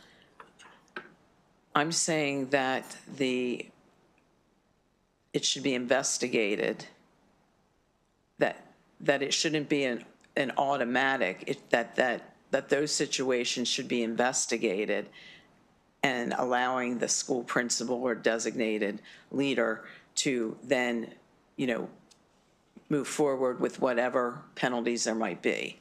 And my biggest concern is that this automatic zero tolerance is just, you don't have that review of the investigation. And I have I guess I have confidence in our leaders that if they're going to investigate, that you would then be looking at a situation where you're looking at the individual students involved as opposed to, okay, 3 or 4 were all involved and they're all either automatically suspended or whatever the penalty might be. Okay, last, and I'm done. And also, can I just say, you can be done, and then I think Ms. Mack may just want to, I might let her, when we're done with this. Weigh in a little bit on it? Just a little bit. She Yeah. seems itching to kind of provide a little clarity here, but go on, Last back to you. question for you as the sponsor. Did you just consider banning zero tolerance? I would look to those who have been impacted, if that would resolve it. If my concern, Senator, has been that there are systems that districts that say they don't do zero tolerance, but there's an unofficial, unofficially it's occurring. And I guess I would defer to the attorneys on this, but that's my concern, is that it's still occurring. And I thought this legislation requiring the investigation would resolve that. Thank you so much for your answers. Okay, Ms. Mack, why don't you, maybe you'll have the final, you heard Senator Augustine's questions. Why don't you kind of weigh in, and then we'll move to the next bill, okay? Thank you, Mr. Chairman. So I don't think that this would create like more people getting suspended. I think it would have the exact opposite effect, because this isn't going to say they need to, get more people disciplined or anything like that. Instead of automatically, without looking into the facts, assuming that everyone's guilty by association and just suspending everyone across the board, it's just requiring somebody to put a real eye on it. And I think this would help in, if there's a child that is, a repeat offender over and over and over, and there may be a good reason, there may be stuff going on at home. I think we get resources to kids that need it more if administrators are getting involved at this level, and they'll be, they'll know what's going on, and so we can address the underlying issues a little better as well. But I don't think there's going to be more people getting in trouble. And right now, there's technically a reasonableness standard that's being used when the administrators do get involved. I mean, that's what their judgment is. It's reasonableness. Given the totality of the circumstances, was this a reasonable response? You're taking that away with this. I mean, technically, they should be doing that already. Right, but you're taking it away with this. That's what the legislation seeks to do, right? When you have to investigate everything. How would it be taking that away? I want to make sure that there's no miscommunication here, because this is making them use some kind of reasonableness standard in looking at what is happening. Instead of that's my intent. Yeah, instead of just defaulting to, I think we get I guess the question is whether the intent of the legislation matches the words. That's something for the committee to dissect. So, but we get the clear intent of the sponsor. Okay, any additional questions for any of the panelists or Senator Carrozza? Seeing none, that concludes the bill hearing on Senate Bill 783, which brings us to the final bill of the day and for the week, Senate Bill 791. Senator Carrozza, I've got, is Chip Bertino here? We do have a virtual witness in Corrine Frank, and then we do have one unfavorable. Okay, so Senator Carrozza, we're on Senate Bill 791. Thank you, Mr. Chair and colleagues. And for the record, Senator Mary Beth Carrozza from Maryland's Coast, Worcester, Wycomico, and Somerset. And I am going to take an approach that our esteemed colleague, the Senate Pro Tem, has used in presenting this bill, in presenting Senate Bill 791. My purpose is to have a thoughtful hearing on consideration of adjusting the Blueprint 60/40 teacher collaboration ratio to ensure that collaborative time policy does not unintentionally decrease instructional time for students and have a negative impact on student achievement. And I thank Senators Gallion and Simon Ayer for co-sponsoring this legislation. For background, the blueprint for Maryland's future, when implemented, calls for a 60-40 teacher collaborative ratio, with teachers spending only 60% of their time teaching in the classroom and 40% collaborative time. Before the blueprint, teachers would spend 80% of their time teaching and 20% of their time in collaboration. This legislation, as originally proposed, would return the teacher time requirements to 80-20. However, since the bill's introduction, and you've seen the opposition testimony in the bill file, I do understand the issues that are being raised about Senate Bill 791, and I would like to work with the members of this committee and other stakeholders to amend the bill to pause the current 60-40 teacher collaborative ratio and require the Maryland Department of Education and the Accountability Implementation Board to review the impact of the 60-40 teacher collaboration on instructional time for students and consider ratio adjustments.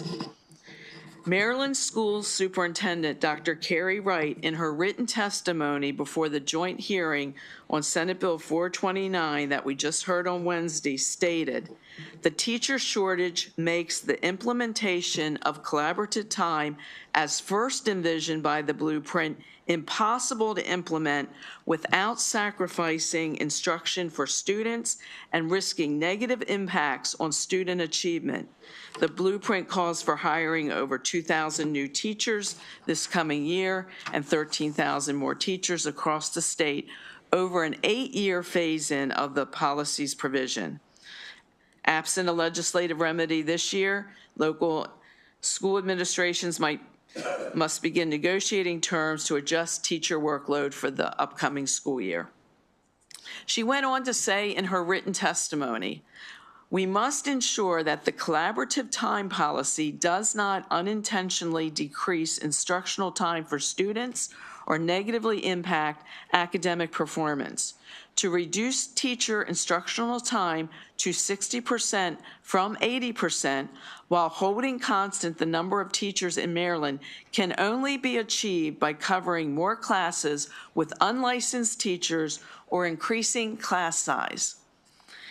In response to my question on Wednesday's hearing about the challenges of meeting the 60-40 teacher collaborative ratio that puts the teacher in the classroom only a little over half a day, Accountability and Implementation Board Chair Ike Leggett responded that the 60-40 teacher collaborative ratio would be reviewed and policy changes would be considered.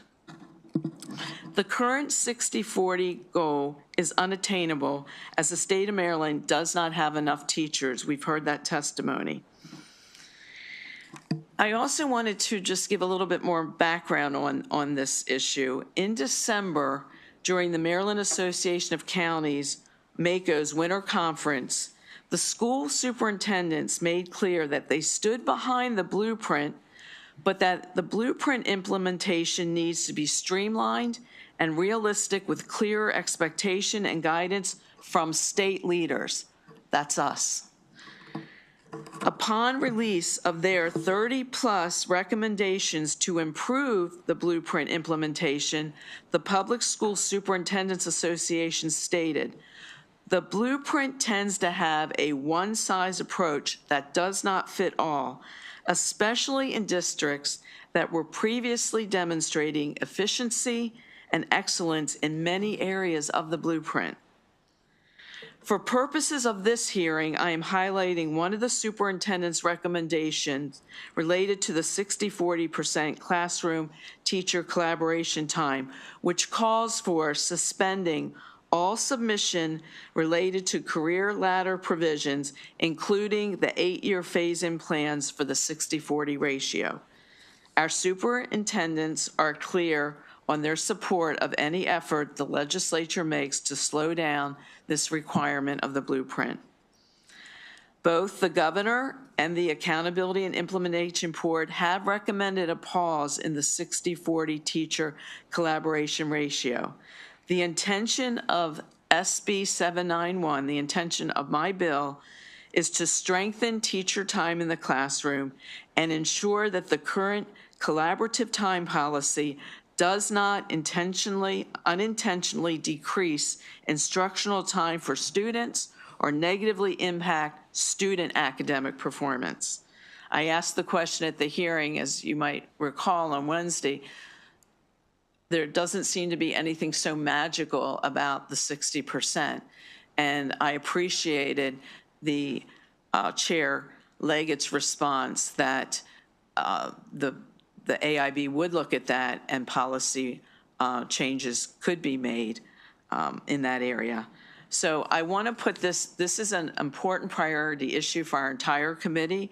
I put this bill out here to you knowing that I believe, and the testimony from Dr. Wright and others, that we need to make some adjustments, again, to tie it back to the students' time in the classroom and affecting students' academic performance. So I respectfully ask to work with this committee for a favorable report on SB 791 as amended, and put that out to the committee for its consideration. And I thank you for hearing me out. This is something that I've been spending a lot of time on with our superintendents, with others, and really with the intent of how do we make the blueprint work? And if we have areas that we need to adjust, then we as policymakers should work together and make those adjustments. Okay, thank you, Senator Caruso. Let's go to the witnesses here. We've got, as mentioned, Chip Bertino. Mr. Bertino, you're on a clock of 2 minutes, so if you could weigh in that time, we'd appreciate it. Thank you. Thank you. Good afternoon, Chair Feldman and committee members. I am Worcester County Commissioner Chip Bertino, and I am here to support Senate Bill 791, which would ensure teachers spend the majority of their time where they are needed most, in the classroom. The blueprint, which includes many worthwhile objectives, mandates that teachers spend 40% of their time collaborating, while just 60% in the classroom with students. On its face, this may seem doable, but the reality is that this is simply unattainable, particularly now when the state is experiencing a severe shortage of teachers, as is my own district. Students aren't away from the classroom long enough for teachers to spend 40% of their time collaborating. We don't have the thousands of additional teachers and support staff that it would take to allow teachers to spend close to half their time away from their students. This legislation, proposed by Senator Caruso, is a common sense approach to meet the teacher deficit challenges faced by our state and local school districts. This bill simply returns the teaching to collaboration ratio to 80-20. The Accountability and Implementation Board unanimously recommended a pause in the timeline to expand collaborative time. Delaying an increase in collaborative time is critical for teachers, at least for now, to effectively serve their students. Adjusting this ratio would give Maryland's counties the time needed to meet blueprint requirements while continuing to support students and educators. I urge you to support SB 791, and I thank you for your service, your time, and your consideration. Thank you. Thank you, Commissioner. Let's go to our virtual witness, Corinne Frank. Ms. Frank, we see you there. Unmute yourself, and then you got 2 minutes. You're signed up favorable, okay? Thank you, Mr. Chair. Thank you, Madam Vice Chair and committee members. For the record, my name is Corinne Frank, and I'm a resident of Anne Arundel County, Maryland. I'm here today to speak on behalf and support of Senate Bill 791. I was recently a member of the Board of Education of Anne Arundel County, with my term recently ending in December. And I spent the last 4 years on the Anne Arundel County Board of Education and served as its budget committee chair for that time, including about 1.5 years as its chair. I have overseen the facilitation of the blueprint firsthand, and areas that could be improved, including classroom teaching time. And before leaving, I submitted a data request to staff asking if we were to comply with the required 60-40 split, do we project that new FTEs will need to be hired? What is the estimated cost to fill that requirement? And are there any capital impacts associated with the extra people potentially in the building? Their answer briefly was that there is an estimate that would add roughly 620 teachers, 322 TAs at a projected cost of $50 million. For context, $50 million is approximately what AACPS would receive additionally in its operating budget in a financially robust year. This is just one piece of the blueprint in one local education association. That base estimate does not include any capital costs because they couldn't even project the capital costs at this time. It also doesn't scratch the surface of issues like pension or salary increases that would contribute to increased costs over time to that $50 million with the hundreds of new hires. Additionally, healthcare costs have increased more than expected and will likely continue to do so. This legislation would be in alignment with the PSAM recommendations and would give our school systems the grace that they need to develop smart growth plans based on student population and economic ability. I humbly request that you take a second look at these requirements and the strain they may be putting on our school systems. Thank you for your time. Okay, thank you. We've got Senator Augustine. I'm sorry to hold y'all up this afternoon. But I'm grateful for you having us have this discussion, Senator. Do you all agree that that collaborative time is considered to be like a best practice for in education? I do recognize the value of the collaborative time. I believe the current 60-40 ratio is just unattainable and not sure also even long-term if that's best for our students. That's why in this discussion and even having that interaction with Chair Leggett, that maybe there's an adjustment on that number, then maybe there's something between 60 and 80 that and maybe you push it out longer because right now it's just it's not only impossible to achieve, but Dr. Wright in her own testimony was raising the questions about the impact on students in the classroom. So I think we as policymakers and the importance of this hearing today is we already have the governor, we have the AIB board, we have the superintendents all saying that we need to make some adjustments on this 60-40. There's one talk that is just a pause. I believe I'm raising questions of, do we have the ratio right, that it's even achievable? Mm-hmm. So, and that is for us as policymakers. I believe we have a responsibility that when we pass something this major of the blueprint, that we go back and make adjustments. And that's why I really want to thank the superintendents. They didn't just come at the MAGO conference in December and highlight all the problems with Blueprint. They came with 30 plus recommendations, and it's very difficult to get consensus of all 24 superintendents on any one issue, and they agreed to 30 plus recommendations that we should look at those policy recommendations and consider making those changes. I would agree with that, Senator, as far as like looking at it. They are curiously not here in favor of the legislation. So what do you think that's about? My response about that is probably tied to funding. If when we were at the marathon hearing on Wednesday, they were very concerned that the savings that the governor pointed to in pausing collaboration might affect their foundational funding. I did raise questions in that hearing, if you'll recall. I believe there are savings if you pause collaboration, but not to the extent that maybe the governor highlighted the $1.2 billion. And I would be very concerned that if those numbers aren't matching up, I don't want to penalize our locals as we're trying to make an adjustment on this pause. Okay, and so that's why I think they're not here, because it's tied to their funding. Thank you. Okay, additional questions, Senator Washington?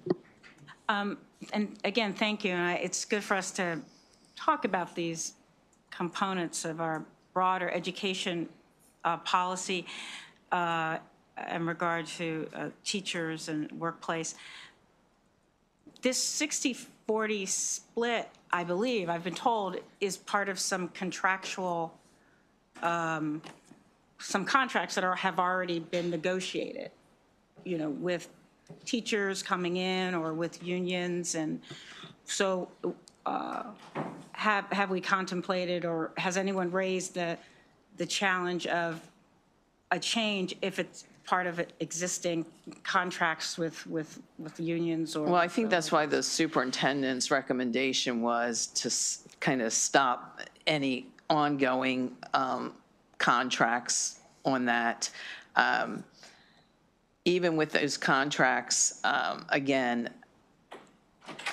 I want to recognize that the importance of collaboration, but, you know, I still believe that adjustments could be made, that you can achieve those collaboration goals and not necessarily be wed to a 60-40.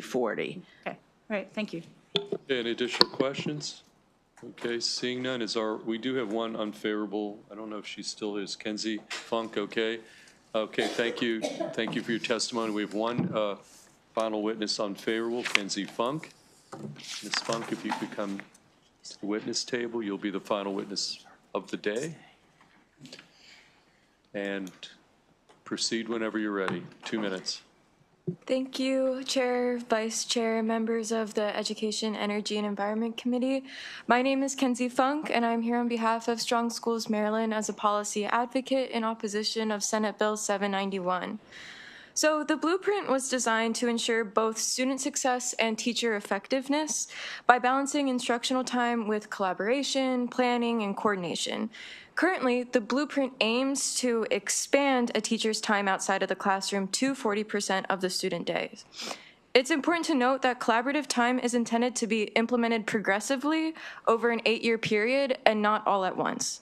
The time outside of the classroom is critical to improving their craft, instruction, and students learning through dedicated time set aside to work together.